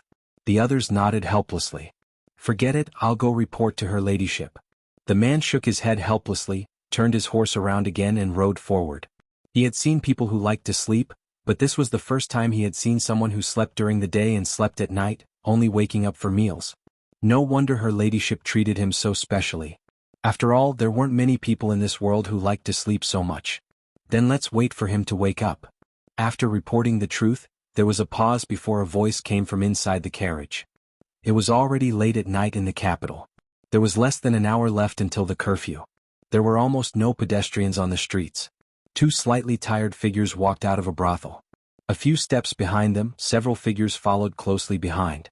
Wan Ruoqing turned her head and asked, "Zumo, are you really going to the Zheng family tomorrow?" Zumo nodded and said, "I want to go there and bring back my parents' memorial tablets." Wan Ruoqing thought about it and said, "I'll go with you." Zumo shook her head. "No need. It's not a dangerous place. I'll be fine alone." "All right, I'll wait for you outside the Zheng family tomorrow." Wan Ruoqing nodded and then sighed. "I wonder how he is. There hasn't been any news from the brothel for a long time." Zumo raised her head, and a trace of deep regret appeared on her face. If she hadn't asked Xiao Chui to lie to him that day, if she had asked him to stay for just a quarter of an hour, would that incident not have happened? Oh! Suddenly an explosive shout came from behind them. The 8 people immediately rushed forward and surrounded Wan Ruoqing and Zheng Zumo with their backs to the outside. One of them even unsheathed his weapon and revealed a vigilant expression as he pointed to a distant alley on the side. One person looked into the darkness and said coldly, "Stop hiding and come out." Only the man's words echoed in the dark alley. There was still no sound.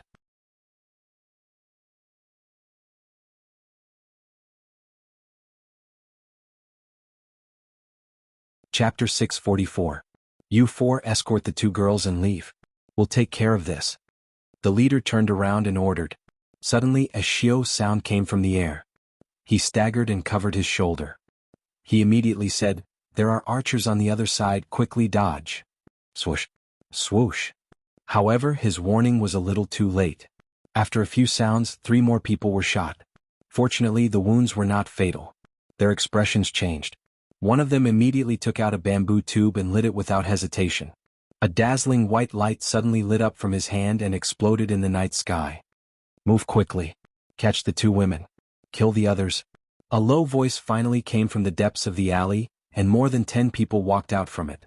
In the deepest part of the alley, a masked young man smiled coldly. "Did you go out with them again yesterday?"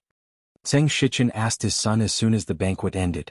Zheng Zijian nodded and said, "Yes, I just went out for dinner." "Don't hang out with them in the future." Zheng Shichen frowned and said, "When the king of Shu gains power in the future, he can get you an official position in the court. Keep your spirits up. Don't hang out with those people all day and give up on yourself." "I know." Zheng Zijian nodded and said. Not long after, Zheng Zijian looked at his father's back with a trace of sarcasm on his face. Ever since he broke a leg and almost died, Li Jianren's temperament had changed drastically.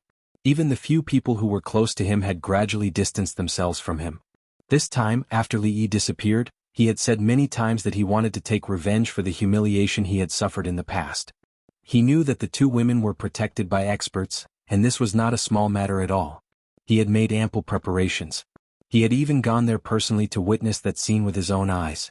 Now he had probably succeeded, right? Zheng Zumo? In the entire Zheng family, only his father thought so. Zheng Zijian's mouth twitched and he got up to walk to his room. He would get news of Li Jianren by tomorrow night at the latest. Dazzling fireworks exploded in the night sky. Within a few breaths, the nearest brothels were quickly lit up. However, it was too late. The arrow is poisoned. The 4 people who were shot were lying on the ground, their faces pale. The other 4 were protecting the 2 women behind them. When they saw the dozen people walking out of the alley, their faces turned ugly. "Who are you people?" the leader of the group asked coldly. "Don't let him stall for time," the leader of the opposing side said calmly. "Kill?" He didn't expect the other party to be so decisive. The man's face completely darkened as he said, "Ladies, we can only hold them off for a while. You 2 run quickly to the nearest brothel." After saying that, he took the lead and rushed forward. The signal had already been sent. As long as they could buy some time for reinforcements to arrive, these people would no longer be a threat. The other 3 glanced at each other before pouncing forward one after another. Although Wan Ruoqing and Zheng Zumo looked anxious, they also knew that the 2 of them would only be a burden here. They quickly turned around and ran back. How could the opposing side let the 2 of them go? Immediately, 4 people quickly chased after them. The few men were entangled and could only watch helplessly as they passed by them.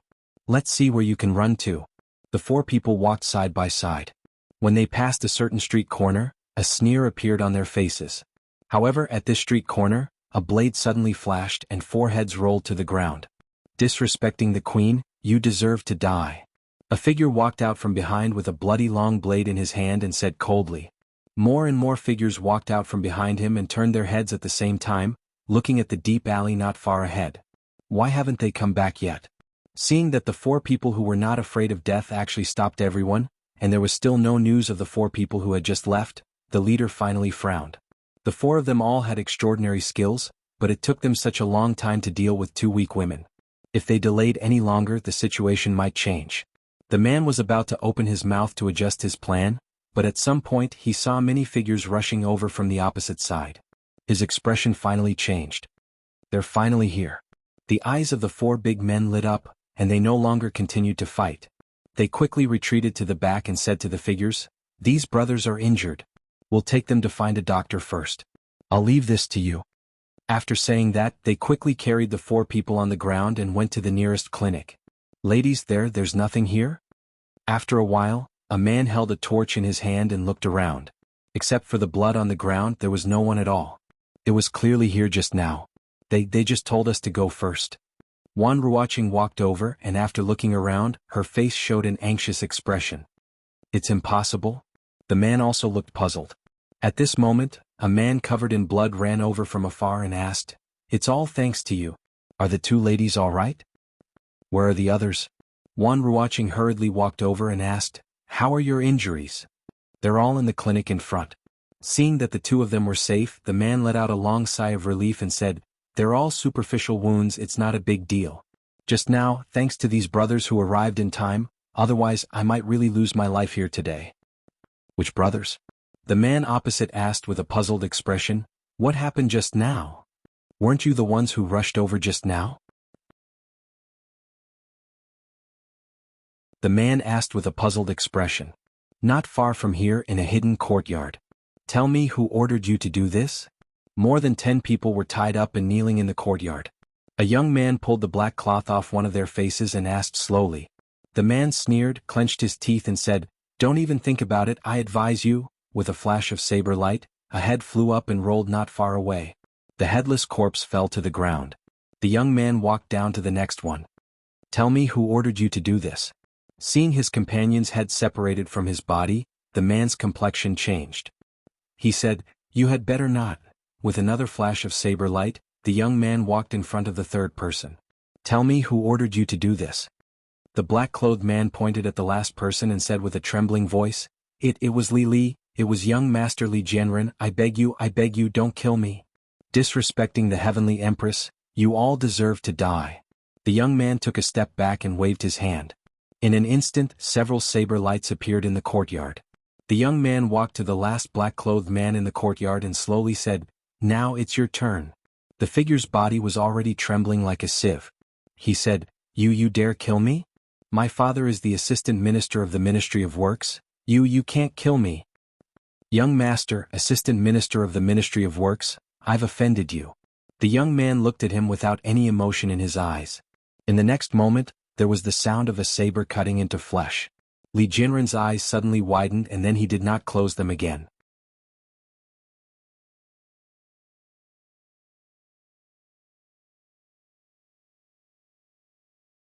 Chapter 645. The time when Zheng Zijin saw Li Jianren again was not as early as he had expected.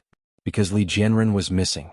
As a famous playboy in the capital city, it was not a big deal for him not to go home at night. He often stayed in brothels at night and enjoyed himself all night. It was common for him to go home at noon or in the afternoon the next day. Especially after Li Jianren broke his leg and almost died, he completely abandoned himself to despair. It was not unusual for him not to go home for several days in a row. It seemed that the Li family had completely given up on him and began to support another direct descendant of the Li family, who had not been valued so much before. However, all the playboys including Zheng Zijin, understood that Li Jianren did not go to seek pleasure last night. More than 10 assassins dealing with 2 weak women should have been a simple matter. However, until noon the next day not only was there no news from those people, even Li Jianren had disappeared without a trace. This matter was a little unusual. Something is wrong. Did something happen to him? What could possibly happen to so many people? Could it be that those 2 women managed to kill all of them without making a sound? In a restaurant, several playboys looked uncertain. Zheng Zijin said with a sullen face, "Let's go to the Li family." In the hall of the county government, County Magistrate Lu's face was not very good. Early in the morning, someone reported that they were besieged by a group of people who suddenly appeared in an alley last night. Those people even used bows and arrows. 4 of them were injured and were still lying in the clinic. The capital city was under the rule of the emperor, so the public security was naturally the best in the whole Jing kingdom. Although some crimes could not be avoided, it was the first time for him to be intercepted and killed on the road since he took office. More importantly, the case involved 2 important people, so he had to treat it carefully. Seeing a constable coming in from outside, County Magistrate Lu stood up and asked, "Have you found anything?" The bailiff cupped his hands and said, "Sir, we are already following the traces of blood left at the scene. I believe we will have results very soon." County Magistrate Lu frowned. This case was also strange. According to those men, they were almost unable to hold on last night, but a group of people suddenly appeared and saved them. At that time they were in a hurry to treat their companions. When they came back later, they found that the group of villains and the reinforcements had disappeared at the same time. What was even more bizarre was that they didn't know who had saved them. 2 groups of people suddenly appeared and disappeared. This was the first time he had encountered such a strange case in his many years as an official. A bailiff came over and reported, "Darren, the servants of Assistant Minister Li's family have come to report that their young master has gone missing." "Which Assistant Minister Li?" County Magistrate Lu raised his head and asked. The bailiff replied, "Assistant Minister Li of the Ministry of Works." "How long has he been missing?" 12 hours. County Magistrate Lu waved his hand and said, "Let them search all the major brothels in the capital first. If they can't find him in 72 hours, then come back to report." 12 hours was nothing for the group of playboys in the capital. There was once a playboy among playboys who stayed in a brothel for 7 days and 7 nights. He set a record that still hadn't been broken. County Magistrate Lu said impatiently and said to another bailiff, "Let's go and see how their investigation is going." He had just walked out of the county office with a few bailiffs when a bailiff ran over in a hurry. When he raised his head and saw County Magistrate Lu, he said with a pale face, "Sir, something big has happened." County Magistrate Lu's heart skipped a beat when he saw the extremely frightened expression on his face. His heart gradually sank. "Sir, it's just up ahead." With the bailiff in the lead, County Magistrate Lu led a group of bailiffs through streets and alleys. Finally they arrived in front of a house deep in the alley. The bailiff's face was pale. He swallowed his saliva and said, "Sir, we followed the traces all the way and finally found this place." County Magistrate Lu looked at him and asked, "Are the murderers here?" "They're all inside." The bailiff nodded and said. County Magistrate Lu nodded with satisfaction. Recently, he was more and more satisfied with the work of the bailiffs in the county office. 15 murderers without exception were all beheaded. One of them was pierced through the heart by a sword. It seems to be Li Jianren, the son of Assistant Minister Li of the Ministry of Works. The bailiff added. "Who did you say?" County Magistrate Lu suddenly turned his head and asked with shock in his eyes. The bailiff said with a pale face, "Sir, before you go in, you must be mentally prepared." County Magistrate Lu's face changed greatly. He turned his head and strode in, followed by several bailiffs. The next moment, a chorus of sounds came from the courtyard. Not long after, County Magistrate Lu walked out of the courtyard with the help of 2 bailiffs. He held onto the wall to steady himself. "The few of you stay here and protect the scene." Forcing himself to forget about the scene of carnage in the courtyard, he waved his hand and said in a trembling voice, Immediately report to the Ministry of Justice." 16 people had died and 15 people had their heads chopped off. Looking at their clothes, it should be what the man had said. They were undoubtedly the people who had ambushed them last night. However, he didn't expect that these people, who were supposed to be murderers, would all die a violent death. Although the pool of blood in the courtyard had solidified, the pungent smell and the cruel scene still attacked all his senses. More importantly, the son of Assistant Minister Li of the Ministry of Works was among the dead. Previously, the son of the Vice Minister of the Ministry of Rights had been poisoned to death, which had enraged His Majesty and almost turned the entire capital city upside down. This time, even the son of the Assistant Minister of the Ministry of Works had been killed, and more than 10 other people had died. This was the most serious case that had happened in the capital city in recent years. Moreover, the son of the vice minister of the Ministry of Works had led a group of killers to kill 2 women. This was another big case. It should be noted that there was still no conclusion to the murder of the son of the vice minister of the Ministry of Rights, the framing of Miss Zheng, and the night attack by the men of sacrifice. No matter how he looked at it, this matter was not something he could be involved in. It could be predicted that there would be a reign of terror in the imperial court this time. He sent bailiffs to report this matter everywhere. When he walked back to the county office, his legs were still a little weak. He had just sat down when someone suddenly came to report that Assistant Minister Li of the Ministry of Works had come to visit. The Assistant Minister of the Ministry of Works was only half a rank higher than him. As the magistrate of the capital city, he didn't need to be too humble. However, at this moment, his expression was quite complicated because he didn't know how to tell the news to the Assistant Minister. The bailiffs had just been sent out by him and shouldn't have arrived at the Li family yet, which meant that Assistant Minister Li didn't know that his son and he were already in 2 different worlds. Lord Lu. The middle-aged man came over and saluted him. With a complicated expression, Magistrate Lu returned the salute and said, "Lord Li, my son didn't return last night. I was really worried that something had happened to him. I'm afraid I'll have to trouble Lord Lu this time." The middle-aged man looked at the unfamiliar magistrate of the capital city.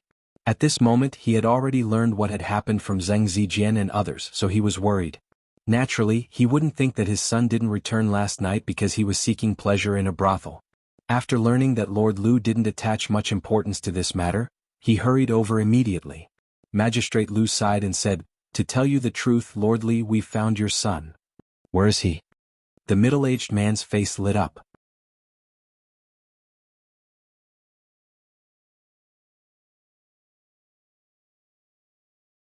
Chapter 646. In a courtyard deep in a street in the capital city. Jianren, Assistant Minister Li of the Ministry of Works, was pale and bloodless. He slowly squatted down and touched Li Jianren's cold body. There was a long sword in the young man's chest. His eyes were wide open and his mouth was open. One could vaguely see the fear in his eyes. His body was already cold. The middle-aged man reached out his hand and closed his eyelids. He slowly stood up, closed his eyes and said, "Lord Lu, who killed my son?" County Magistrate Lu sighed and said, "The Ministry of Justice has already sent someone to deal with this case. Lord Li, please restrain your grief."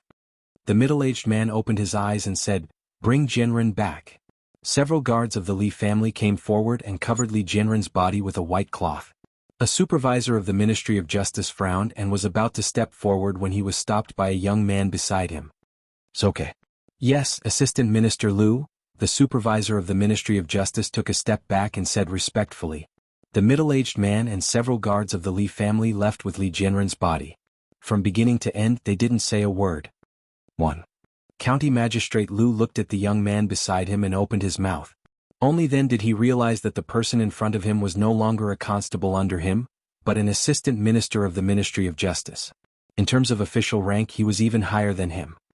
He changed his words and said, "Assistant Minister Lu, I'll leave this case to you. I'll ask them to hand over the file to the Ministry of Justice later. I'll leave this case to you." "Lord Lu, you're too polite." Lu Yi smiled and cupped his hands. County Magistrate Lu nodded and turned to leave. When he walked to the door he seemed to think of something and turned his head again. He said, "This case involves the 2 girls. Lord Li is not here." The son of Assistant Minister Li of the Ministry of Works attacked the 2 girls at night with more than 10 killers. Later they were all killed by an unknown force. Lu Yi said slowly, "A few months ago someone poisoned the son of the Minister-Counselor of the Ministry of Rights and tried to frame Lady Zuemo. Then a large number of men of sacrifice attacked Willow Alley at night. I think these things may be related. I also think it's a little strange." County Magistrate Lu nodded and walked out of the door. "Speak." Assistant Minister Li of the Ministry of Works had a calm expression as he slowly spat out a word. Zheng Zijian, Chen Lisan, and the others stood in place, their faces pale. They looked at the corpse covered in white cloth, and their bodies trembled. Zheng Zijian swallowed his saliva and said, "Uncle Li, speak." The middle-aged man said expressionlessly, "Where did Jianren go last night?" He was suspicious of what they had said before. If it was just 2 commoner girls, how could things have turned out like this? The middle-aged man looked down and closed his eyes in pain. Li Yi went missing and Jianren said he wanted to take revenge. Chen Lisan lowered his head, gritted his teeth and said, He brought people to cause trouble for Li Yi's two lovers. What are the names of those two women? The middle-aged man asked in a low voice. Zheng Zumo Wan Ruoqing, Shen Lisan said immediately. The middle-aged man repeated the two names a few times, then turned around and walked out of the door without looking at the playboys again. Li Jianren was dead. Li Jianren was actually dead. Sung Zijian still couldn't accept this reality when he walked out of the door of the Li mansion. There was no suspense at all. Why did it end up like this? Qin Yu was slapped by Li Yi in public and King Duanyang was kicked away by Li Yi. The most serious thing was that His Royal Highness King of Shu was beaten up, and the Popinjays were beaten by His Majesty. However, Li Jianren's body was just in front of him. Just yesterday they were still drinking and chatting merrily, talking about how they would take revenge on that person. Why did everything change after he left? It became even more. Sing Zijian didn't know how he walked back home until he felt a burning pain on his face. He raised his head in disbelief and looked at his father who was glaring at him. You bastard. When Seng Shichen slapped him a second time, blood was already flowing out of the corner of Seng Zijian's mouth. However, these two slaps didn't seem to vent Seng Shichen's anger. He looked around and actually picked up a chair beside him. A middle-aged woman rushed forward and hugged him tightly. She said to Seng Zijian, "What are you waiting for? Run." Seng Zijian's expression changed. He immediately flashed back to his room and closed the door from the inside. Unfilial son, open the door. The assistant minister's face was full of anger. He punched the door but there was no movement inside. Seng Zijian leaned against the door with a pale face. After knocking a few times, Seng Shichen's expression darkened. He took a step back and said, "Someone lock this door and open it in 3 days." The woman's expression changed and she hurriedly said, "Master, no, 3 days. Zijian will starve to death in 3 days. If he really starves to death, I'll pretend that I never gave birth to this unfilial son." Seng Shichen put away the key, waved his sleeves and strode away. The woman stood by the door. After a long time she sighed and said, "Zijian, you are muddle-headed." Inside the room, Seng Zijian sat by the table. His mouth was dry, but there was not a drop of water in the teapot on the table. He looked ahead with a blank expression. His mind was filled with Li Jianren's pale face. At that time they stopped those people. Drunken Ink and I went back to the brothel to get help. I vaguely remember that someone chased after us but I don't know why they didn't catch up. Wan Ruoqing described the situation last night. Lu Yi recorded it on the side. Wan Ruoqing looked at him and asked, "Who saved us? What happened to those bad people?" Lu Yi put down his pen, smiled and said, "We are still investigating." Wan Ruoqing thought about it and said, "Do I need to go with you to the yamen?" Lu Yi shook his head and said, "No, don't worry. I will definitely investigate this matter. However, I will have to trouble you these days. Just stay in this yard and don't go out easily." Wan Ruoqing nodded. "Ladies, I will take my leave." Lu Yi stood up, cupped his hands and walked out the door. When he looked up, he saw the assistant minister of the Ministry of Works coming over with a group of people. Lu Yi stood where he was and asked, "I wonder why Lord Li has come here? I suspect that my son's death has something to do with the two women living here. I didn't expect Lord Lu to be one step faster." The assistant minister of the Ministry of Works stood opposite Lu Yi and said, "Those two women must have been escorted back to the Ministry of Justice's yamen, right?" Lu Yi shook his head and said, "I have already investigated. There is something hidden in this case and it has nothing to do with these two women. I'm afraid Lord Li has suspected wrongly this time. This is a serious matter. We can't let go of anyone suspicious." The middle-aged man stared at Lu Yi and said through gritted teeth, "Lord Lu, don't bend the law for personal gain. I will not let go of a bad person, nor will I wrongly accuse a good person. As for how to solve this case, Lord Li doesn't need to worry about it." Lu Yi walked past him and said to the people guarding to the side, "Go to the Secret Intelligence Office and bring a team here to protect these two women. They are important witnesses and cannot be lost. If anyone tries to force their way in and take them, kill them on the spot." Yes. Although Lu Yi was temporarily the assistant minister of the Ministry of Justice, he was still a member of the Secret Intelligence Office and still had the authority to mobilize the power of the Secret Intelligence Office. The people immediately nodded. "Lord, what should we do?" Someone beside the assistant minister of the Ministry of Works asked with a slightly changed expression. The middle-aged man's face was as dark as still water. He turned around and squeezed out a word from between his teeth, "Go."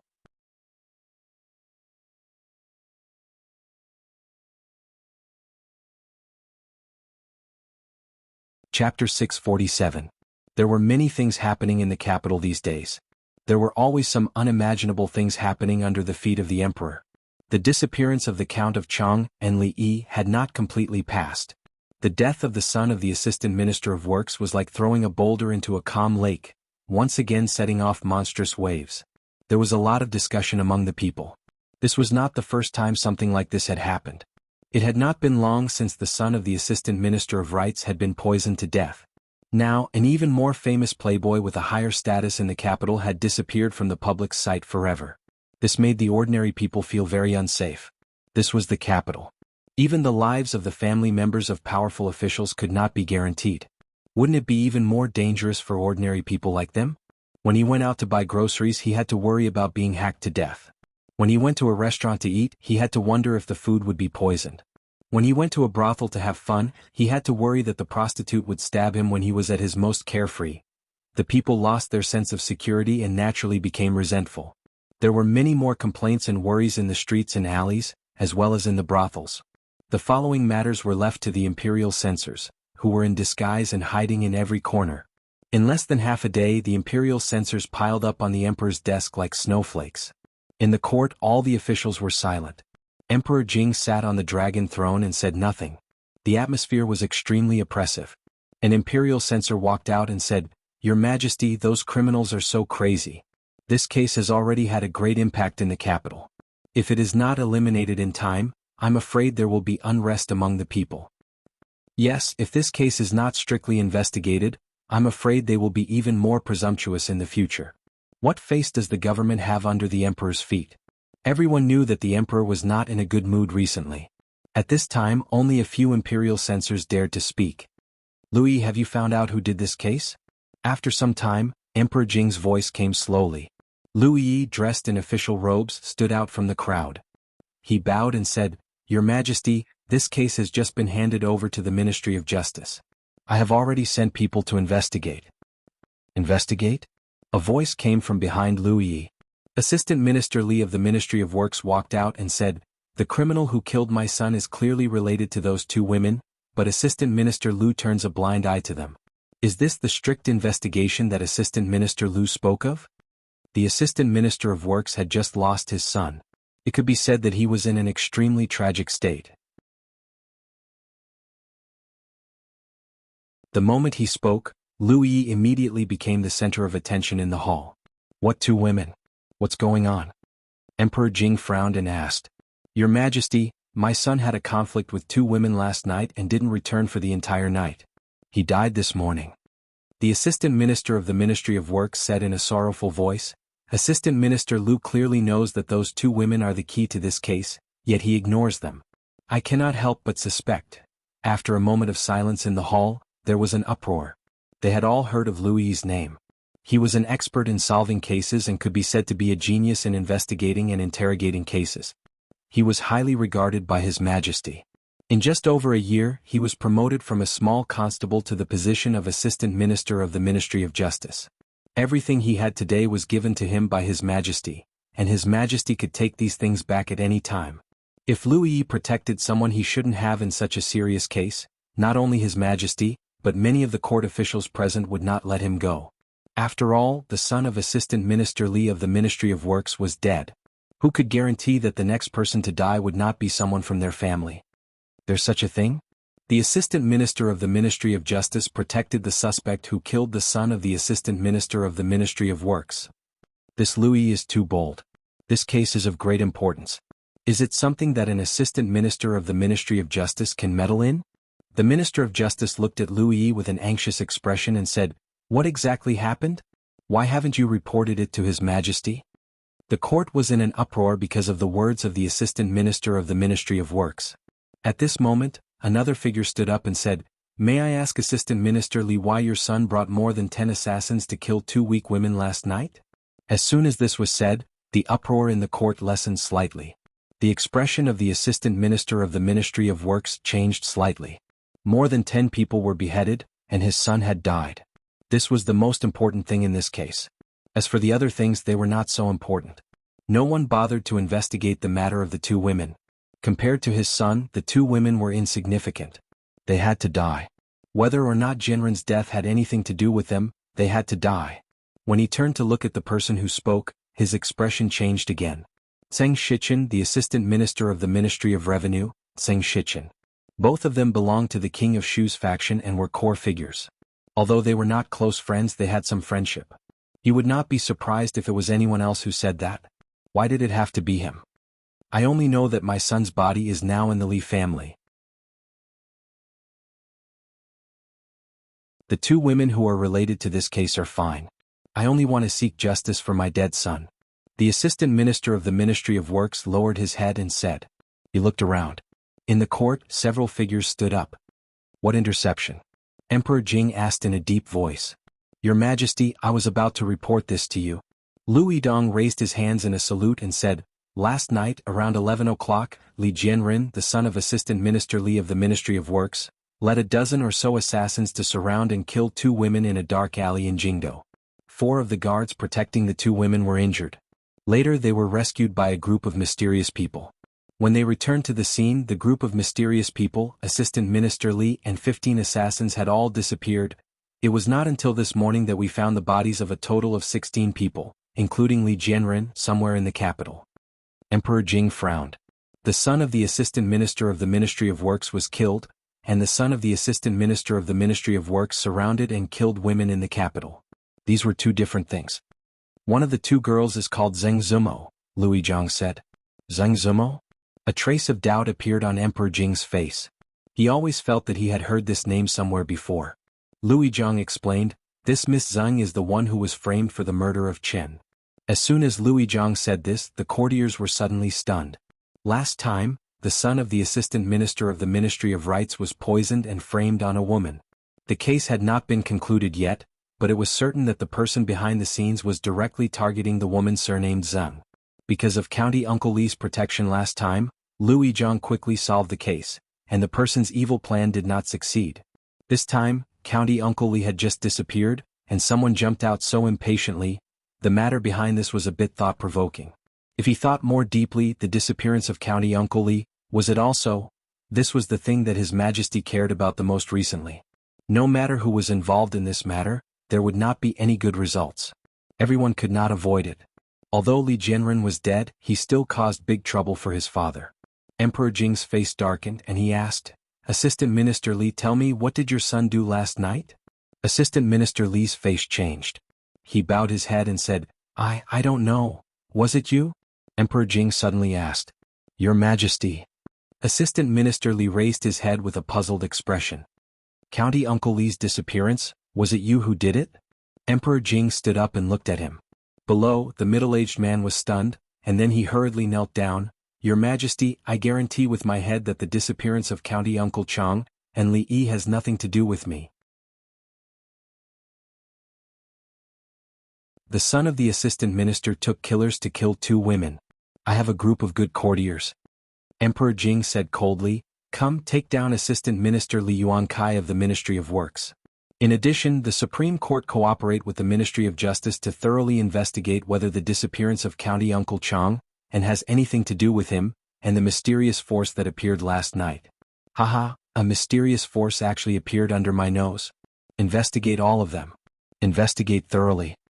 Today's morning court ended very late, and His Majesty was furious in the court. His Majesty had been furious a lot these days.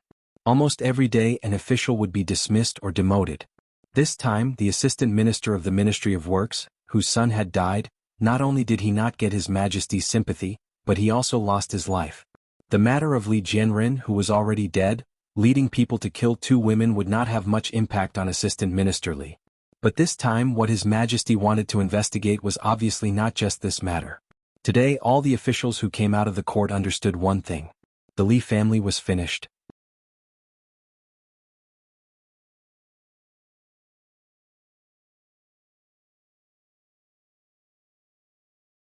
Chapter 648. Compared to the Ministry of Revenue and the Ministry of Appointments, one of the 6 ministries, the Ministry of Works, did not seem as important. However, the fact that an assistant minister had been brought to the Ministry of Justice for investigation was still a considerable disturbance to the entire court. Although they didn't know what the result would be, based on the current situation, Assistant Minister Li was most likely dead. The results of the Ministry of Justice or the Secret Intelligence Bureau's investigations were always the results that the emperor wanted. If they investigated meticulously, there was not a single person in the court who did not have a guilty conscience. The other officials were fine, but although the emperor had changed greatly these days, even his temperament had become more ruthless and he was not as magnanimous and tolerant toward the mistakes of the court officials as before. There was only a certain limit. This time, Assistant Minister Li of the Ministry of Works had exceeded that limit. However, for some other officials, the 2 to 3 years of good times were truly unlucky. The officials in the faction were all suffering. Now it was already the turn of a fourth-rank official. Even the king of Shu had been banished from the capital. Prime Minister Qin rarely spoke up in court. In just over a year, the advantage that he had gained over the past few decades had become negligible. The emperor's health was getting worse, but he had banished the king of Shu and suppressed the officials in the king's faction. Could it be that the emperor was so disappointed in him that he had other plans? These guesses and suspicions began to surface in the minds of more and more people and could not be dispelled. Why are there always so many idiots in this world? In a brothel somewhere in the capital, Qin Yu sipped a cup of wine and shook his head as he held a plump woman in his arms. Qin Lijun sighed and said, "The Li family is finished." The assistant minister of the Ministry of Justice personally led people to search their house today. Li Jianren's funeral has just been organized. I'm afraid they will have to do it again. This time, the Li family that the assistant minister of the Ministry of Works belonged to would be completely erased from the list of influential officials in the capital. Li Jianren was dead. His death was not without meaning. At the very least, he had dragged the entire Li family with him to be buried with him. Qin Lijun raised his head and glanced around. In the entire capital, few people could compare to Qin Yu's hatred for Li Yi. However, even he could only endure and not do anything. Who gave those idiots the confidence? Clang. Cui Qingyu threw something on the table, making a crisp sound. He looked at the plump woman in Qin Yu's arms and said, "You go out first." "Thank you, young master." Seeing the sparkling and translucent bracelet on the table, the woman's eyes widened. She grabbed it and hid it in her sleeve, saying, "Thank you, young master, thank you, young master. This humble woman will leave right away." After the woman left, Qin Yu looked at Cui Qingyu with some surprise and asked, "When did you become so generous, giving out glass bracelets so casually?" "They're all worthless things." Cui Qingyu shook his head and said, "I have something to ask you." Qin Yu sighed and said, "The Cui family is really a big family. I can't compare." Cui Qingyu looked at him and asked seriously, "What is Prime Minister Qin thinking?" Qin Yu glanced at him and asked, "Is the one talking to me Cui Qingyu or the eldest young master of the Cui family?" "Young Duke Qin." Cui Qingyu stood up, cupped his hands and asked, "I need to know the attitude of your Qin family." At this moment he represented the Cui family. After being rejected several times in the Qin family's mansion, the Cui family was eager to know the true attitude of Prime Minister Qin and the civil officials under him. Qin Yu glanced at him, waved his hand and said, "Sit down and talk." Not long after, in a tea house opposite a brothel, a man sitting by the window saw several young people coming out of the brothel, turned around and went downstairs. Several performers invited by the tea house were performing on a temporary stage, and the seats below were full of guests. The man walked to a place and whispered to a middle-aged man sitting there, "Fifth master, they're coming out." Watching opera in a tea house is different from a brothel. "It's boring, let's go." The middle-aged man stood up and shook his head. The two walked out of the tea house and went straight to the opposite tea house. Ministry of Justice prison. The former assistant minister of the Ministry of Works sat in front of a table. This cell was unusually clean, without a trace of strange smell. The food on the table in front of him was fragrant, and there was no lack of good wine and delicacies. He poured himself a cup of wine and leisurely enjoyed his meal. After the time it took for an incense stick to burn, he slowly wiped his mouth with a clean handkerchief, looked at the young man opposite him and said, "Lord Liu, you have good methods." Lu Yizhang looked at him and said, "Is there anything else that Lord Li wants to eat? I'll tell them to buy it." The desire for good food is not worth mentioning. The assistant minister waved his hand and said, "I thought there would never be such a day. Heaven's plan is not as good as man's plan. I admire Lord Liu. If you don't want people to know, don't do it." Lu Yizhang shook his head and said, "If you knew it would be like this, why did you do it in the first place?" The middle-aged man opposite him smiled and said, "People in the court can't do what they want. Lord Liu is still young. You will understand in the future. In this court, who dares to say that he is clean both in front and behind him?" Louis Jiang looked at him and asked, "So you're saying that Lord Li plans on shouldering these matters alone? Don't tell me you don't know what the consequences of adding up these crimes will be?" The middle-aged man shook his head and said, "Let this matter end here. Otherwise it will be a disaster for Lord Lu and not a blessing." After a pause, he raised his head to look at Louis Jiang and said, "I do not seek to be dishonorable. I only hope that Lord Lu will be lenient and leave some descendants for my Li family. I will be extremely grateful." Louis Jiang nodded and said, "Beyond the law there is reason. Lord Li's request is not excessive." The middle-aged man stood up and bowed to him. "Thank you, Lord Lu." Louis Jiang nodded and said, "However, before this I have a question." "Lord Lu, please speak." Louis Jiang looked at him and said word by word, "How much does Lord Li know about the matter at the Palace of Eternal Peace 20 years ago?" The middle-aged man's expression changed greatly, but he instantly recovered and shook his head. "I do not know what Lord Lu is talking about." Louis Jiang looked at him and said, "In that case I will take my leave." After saying this he turned around and left decisively. "Protect the descendants of my Li family." As he stepped out of the cell, a voice with difficulty came from behind him. Between the lofty mountains and precipitous cliffs, a group of nearly 100 people was slowly moving around a few carriages. In front of one of the carriages a man in yellow looked back and said, "How long do you think he will sleep today?" "I'll guess 20 hours. Another man in yellow thought for a moment and said, "I'll guess more than 20 hours. There are 24 hours in a day and it's convenient to eat. I'll bet 1 tael of silver." "I'll bet." Just as the other man finished speaking, the curtain of the carriage was lifted and the young man asked, "Where are we?" A man in yellow immediately said, "In a few more days we will reach Shu province." The young man nodded, but he did not enter the carriage. Instead, he leaned against the front of the carriage and admired the surrounding scenery. Seeing this, the man in yellow was slightly startled and asked tentatively, You're not going to sleep?" "No." The young man shook his head and said, "It's stuffy in the carriage so I came out to get some fresh air." The man in yellow counted with his fingers. In another 2 hours he would have slept for a total of 11 hours in a day, and he would have 1 tael of silver in his hands. However, if he continued to enjoy the scenery, his silver would fly away. He looked at the young man and said in a low voice, "How about you go in and sleep a bit more? I'll help you roll up the curtain and open the window. That way it won't be too stuffy." The young man thought for a moment and nodded. "That's fine." Not long after, another sound of gnashing teeth came from outside the carriage. "Damn it, you're cheating. Spare me, spare me, spare me." On the rugged mountain road, the 10 or so bandits who were extremely fierce just a moment ago were all kneeling on the ground.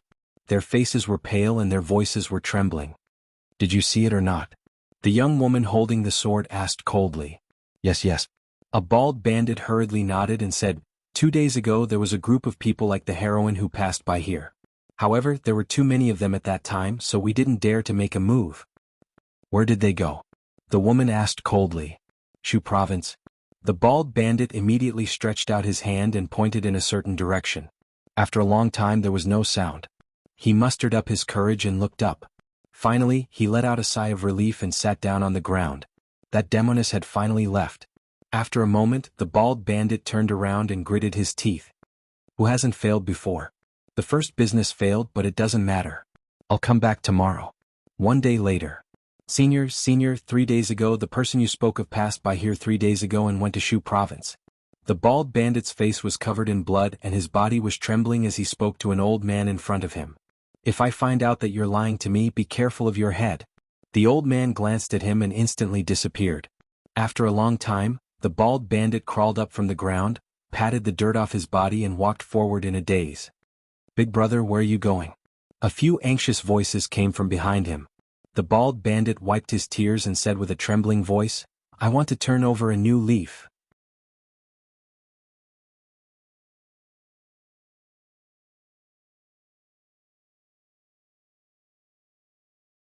Chapter 649. Located in the extreme west of the Jing Kingdom, Shu province was remote and desolate, with only 5 small counties under its jurisdiction. Yong County, located in the southwest of Shu province, was the last inhabited place in the west of the Jing Kingdom. 50 miles away from Yong County, there was a great river more than 1,000 feet wide. Crossing this river, one would officially enter the territory of the Qi Kingdom. Because it was remote, it was even poorer. The poorer a place was, the more chaotic it was, and the more chaotic it was, the poorer it was. It was an endless cycle with no solution. Therefore, bandits were rampant in Yong County, and the public security was extremely chaotic. Fortunately, they were only small groups of roving bandits, who only dared to wreak havoc in the villages around the county, not too close to it. 100 miles to the south was the truly terrifying place. It was the border between the Qi Kingdom, the Jing Kingdom, and the Wu Kingdom. It was an area that the three kingdoms did not care about. The mountain range stretched on endlessly, and the bandits and mountain bandits there were even more arrogant than the government. Often, there was no one living within 100 miles, which was truly desolate and uninhabited. Looking from afar, the city walls seemed thick, but the guards at the city gates were all listless and bored. Although this place was considered to be bordering the Qi Kingdom, and the relationship between the Jing Kingdom and the Qi Kingdom had always been tense, the army of the Qi Kingdom would not have to climb over the mountains that stretched for dozens of miles, and then cross the great river to come to this place.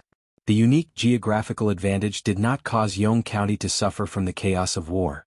Because of the existence of the provincial governor's mansion and the King of Shu's mansion, the public security of Yong County was more stable than that of other counties. A few carriages slowly approached from afar, and there were nearly 100 people accompanying them. Most of these people were dressed in blue or yellow, and they seemed to be well organized and disciplined. The soldiers guarding the gate shuddered, and one of them retreated into the gate and shouted from afar, "Stop, who are you?" A figure rushed over from behind, slapped him on the head and scolded, "You blind bastard! This is an important guest of His Highness. Get out of here." Behind him, a man in purple hurried forward, walked to the front of the first carriage and said in a low voice, "Your Highness, Protector has been waiting in the city for a long time." Behind them, a long yawn came from one of the carriages. Then a young voice came from the carriage, "Why did you stop? Is it time to eat?" The yellow-clothed man next to the carriage had an expression of admiration on his face. He had lived for 30 years, but he had never seen someone so fond of sleeping. The admiration in his heart could no longer be described with words. The man in yellow shook his head and said in a low voice, "It's not dinner. We've arrived at Shuzhou, Yongzhou County Government." It could be seen that the county government office had been around for a long time. The outer walls were peeling and the paint on the gate was almost gone. A bailiff ran into one of the houses in a panic and said anxiously, "Sir, bad news, bad news. Another village has become a bandit." The young man who was dozing off on the chair was startled. His eyes opened abruptly, and a look of anger appeared on his face. He casually smashed an inkstone on the table. "Bastard, didn't I tell you not to disturb me when I'm resting?" "I'm sorry, my lord." The bailiff dodged the inkstone and immediately bowed, saying, "But those villagers have reported it to the county government. The county magistrate has ordered you to investigate the case." Got it. I'll go right away." Jiang Ziyan stood up from the chair angrily. He was a new jinshi in 1 year, but now he was appointed to be a county magistrate in such a remote place. What was the difference between this and being banished? At the thought of having to deal with those trivial things again, his heart was filled with strong resentment. 2 years ago, because he said something wrong in Prince Ning's mansion, his career was affected.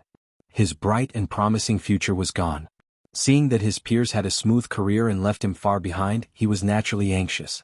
It was not easy for him to get close to the King of Shu. Before he had time to rejoice, the King of Shu was expelled from the Jing Kingdom the next day. So he followed the king and became a county magistrate in the most remote place of the Jing Kingdom. County magistrate? Was this what a scholar should do? He dealt with trivial cases all day long. Finally, there was a big case that he could make some achievements in. However, he vomited when he saw the crime scene. He didn't make any achievements. After that, he didn't eat meat for a whole month. Jiang Ziyan had studied hard for more than 10 years just to suffer here? There weren't even any high-class brothels here. The so-called famous courtesans were all ugly and unsightly. Even in his dreams he wanted to go back to Qing'an Prefecture. The girls in the Golden Phoenix Pavilion and Jade's Courtyard could only be described as beautiful. Sometimes he really doubted whether the King of Shu was the emperor's biological son. As the eldest son of the emperor, how could his fief be in such a remote place? This time he was afraid that he had followed the wrong person. Another bailiff came in from outside and said, "My lord, the servants of the king's mansion have sent an invitation. The King of Shu will hold a banquet in the king's mansion tonight." Jiang Ziyan hurriedly said, "Just say that I will be there on time." In an inn in Yong County, Li Yi took the box from Taoist nun and looked at her and asked, "What is this?" The middle-aged Taoist nun looked at him and said lightly, "Tonight, you will go with me to the King of Shu's mansion. To avoid being recognized where this." Li Yi glanced at her and opened the box. He could not help but be slightly startled. He took out the thing in the box and a look of surprise appeared in his eyes. It was a mask. It looked not much different from the human skin mask seen on TV. It was very thin and soft to the touch. As if thinking of something, Li Yi quickly threw it into the box and asked, "Is this thing made of human skin?" "No." The Taoist nun bluntly replied before turning around and leaving. Li Yi picked it up again and examined it carefully. It didn't look like human skin and it didn't smell strange. He didn't know what material it was made of. It was surprising that such an exquisite thing existed in this era. After a while, looking at a blurry shadow in the bronze mirror, Li Yi touched his face, feeling both surprised and amazed. If he observed it carefully in the day there might be some flaws. But at night, after wearing this thing, there was no trace of Photoshop. He did not know how it was made. After a while, Li Yi carefully took it off and put it away. Then he looked at the candle on the table and was lost in thought. Along the way he did not have enough opportunities to leave clues. He was also not sure if Rui and the others could get the news. Outside of Shu State was the Qi Kingdom. Once he stepped into the territory of the Qi Kingdom, it would be more troublesome to get rid of them. But now this Taoist nun was watching him very closely. She even wanted to bring him to the King of Shu's banquet. There were not many opportunities to escape. Right now he could only take it one step at a time. In a room on the upper floor of the inn, a young man dressed in a luxurious robe smiled and said to Taoist nun, "Auntie, after this period of contact, I realized that this King of Shu is a complete idiot. I only used a little trick and gained his trust. This person can be put to good use. Although this person is stupid, he has a strong background. Even the Chui family is standing behind him. In the imperial court, he has hundreds to answer his call. When the time comes, with his influence in the imperial court, it will be more convenient for us to do things. We can use him to deal with matters in the open, and in the end we can be the fisherman who reaps the benefits." The young man's smile was somewhat proud. When he talked about the King of Shu, his face naturally revealed a look of mockery. "I said before, don't get too close to Li." The middle-aged Taoist nun looked at him with a frown and said, "Have you forgotten how the Fang family only has the two of us left? The Fang family and the imperial family of the Jing Kingdom are absolutely irreconcilable.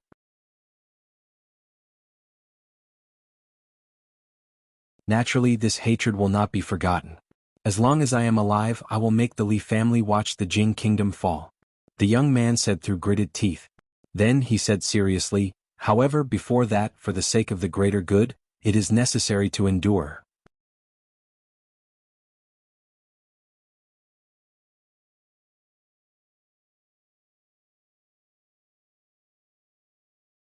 Chapter 650.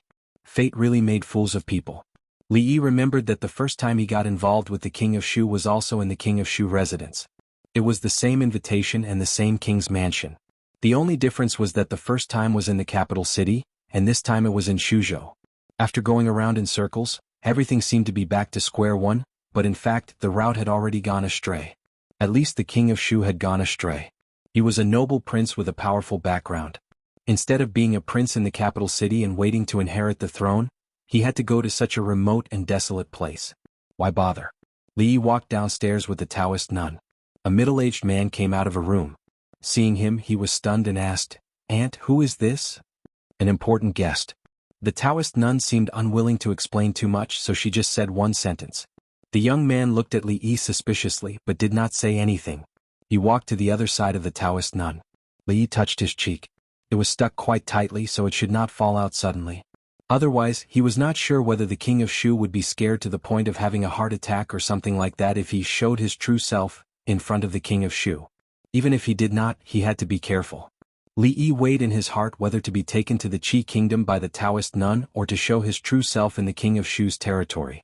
He felt that the former was less dangerous. Fortunately, the King of Shu did not know that the reason why he was banished to Shuzhou was that he spared no effort to help him for free. Otherwise, even if the Taoist nun was a grandmaster, she might not be able to stop him.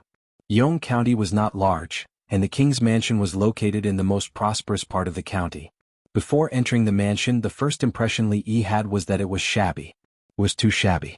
He had been to two mansions, Prince Ning's mansion in Qing and Prefecture and the King of Shu's mansion in the capital city. He had been to countless palaces in the Imperial Palace, but the King of Shu's mansion in Yong County was indeed the shabbiest one he had ever seen. Based on this, it could be inferred that the King of Shu's life here should not be very comfortable. Li Yi's guess was right. The King of Shu was indeed not living a comfortable life.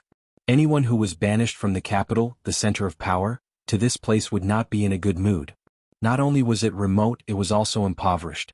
Even though he was known as the King of Shu, he had never thought that he would one day come to this place. Why are you dilly-dallying? Have you not eaten yet? The King of Shu walked out of a spacious room and pointed at the maids and servants who were in a hurry. He frowned and said, "I's banquet is about to begin. If you delay, be careful of your heads." There was nothing good about Shu.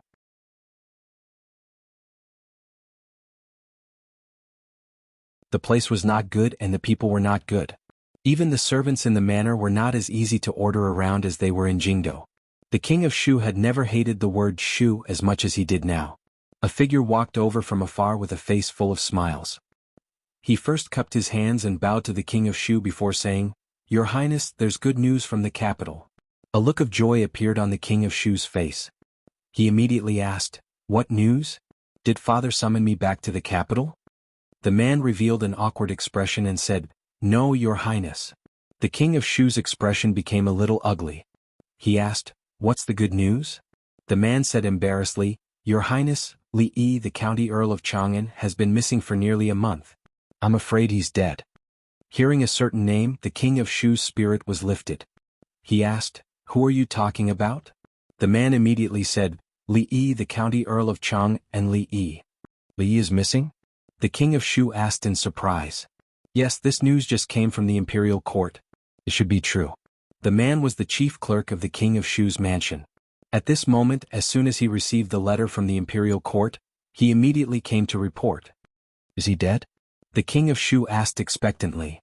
The man was stunned and said, "There's no specific news yet. The imperial court said that County Earl Li was kidnapped by bandits. He went all the way to the west and may pass by Shu State. They asked the local officials to pay attention to this matter.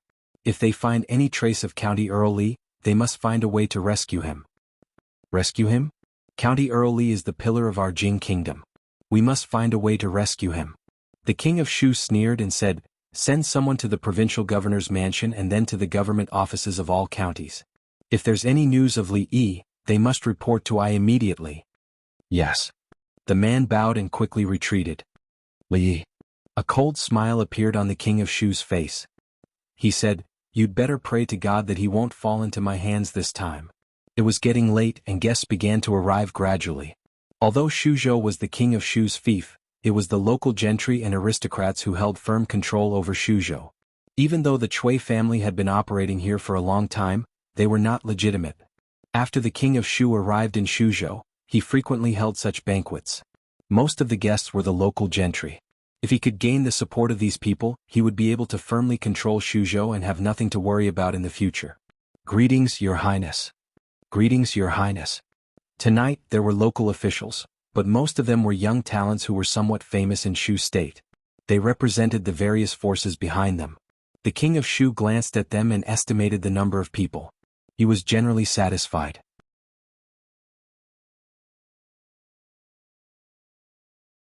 "Greetings, Your Highness." A voice came from not far away. The King of Shu turned his head and smiled. He walked over and said, "Why are you so late? I have been waiting for you for a long time." The King of Shu was very grateful to this man surnamed Fong. On one of his trips, he happened to encounter a group of bandits in the city. If not for the young man in front of him, he would have been dead. Of course, the reason why the King of Shu was so polite to him was because other than saving his life, the other party also held a mysterious power. Although he had not seen the whole picture, the tip of the iceberg that was revealed made him very fearful. However, if this power could be of help to him in the future, it would be an extremely good thing. The King of Shu looked at the Taoist nun beside the man surnamed Fong and was surprised for a moment. He immediately asked, "This Taoist priest, is she the one you often mention?" "Yes," the man surnamed Fong said with a smile. The King of Shu's expression turned serious.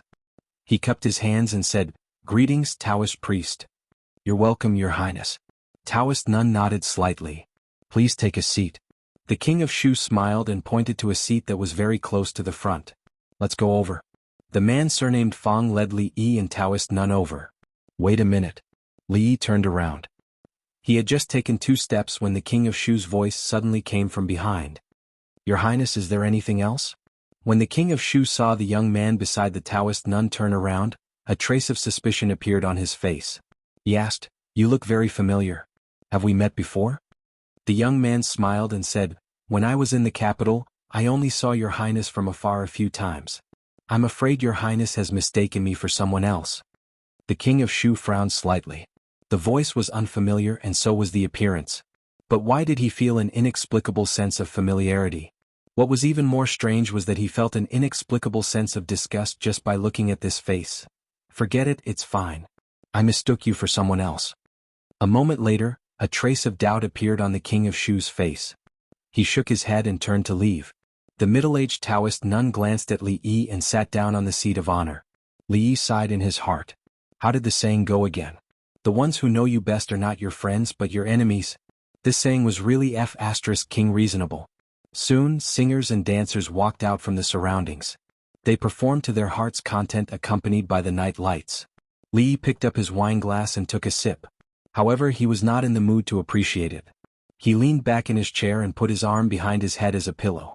He looked at the night sky filled with stars. At the same time in Shuzhou City, a day of performances had ended. In a brothel that had just closed, a few men stood in a row and bowed. Greetings, Alliance Master. 100 miles away under the night sky, an old man leaned against a tree trunk. He took out a small porcelain bottle, took out a pill and threw it into his mouth. Bah, it's so bitter. After a moment, he mumbled to himself and took out a cloth bag from his bosom. He carefully took out a milky white square object that was about the size of a fingernail and threw it into his mouth. He mumbled, That damn Taoist nun, she sure runs fast. That you're tuning in to the Han Li's Wuxia Adventures YouTube channel. We're so grateful for your support and don't forget to subscribe to join us on this incredible journey through captivating stories. Your generosity through donations truly makes a world of difference, as it's the primary source of revenue that allows me to expand and enhance this channel for you. Thank you from the bottom of my heart for being a part of this adventure.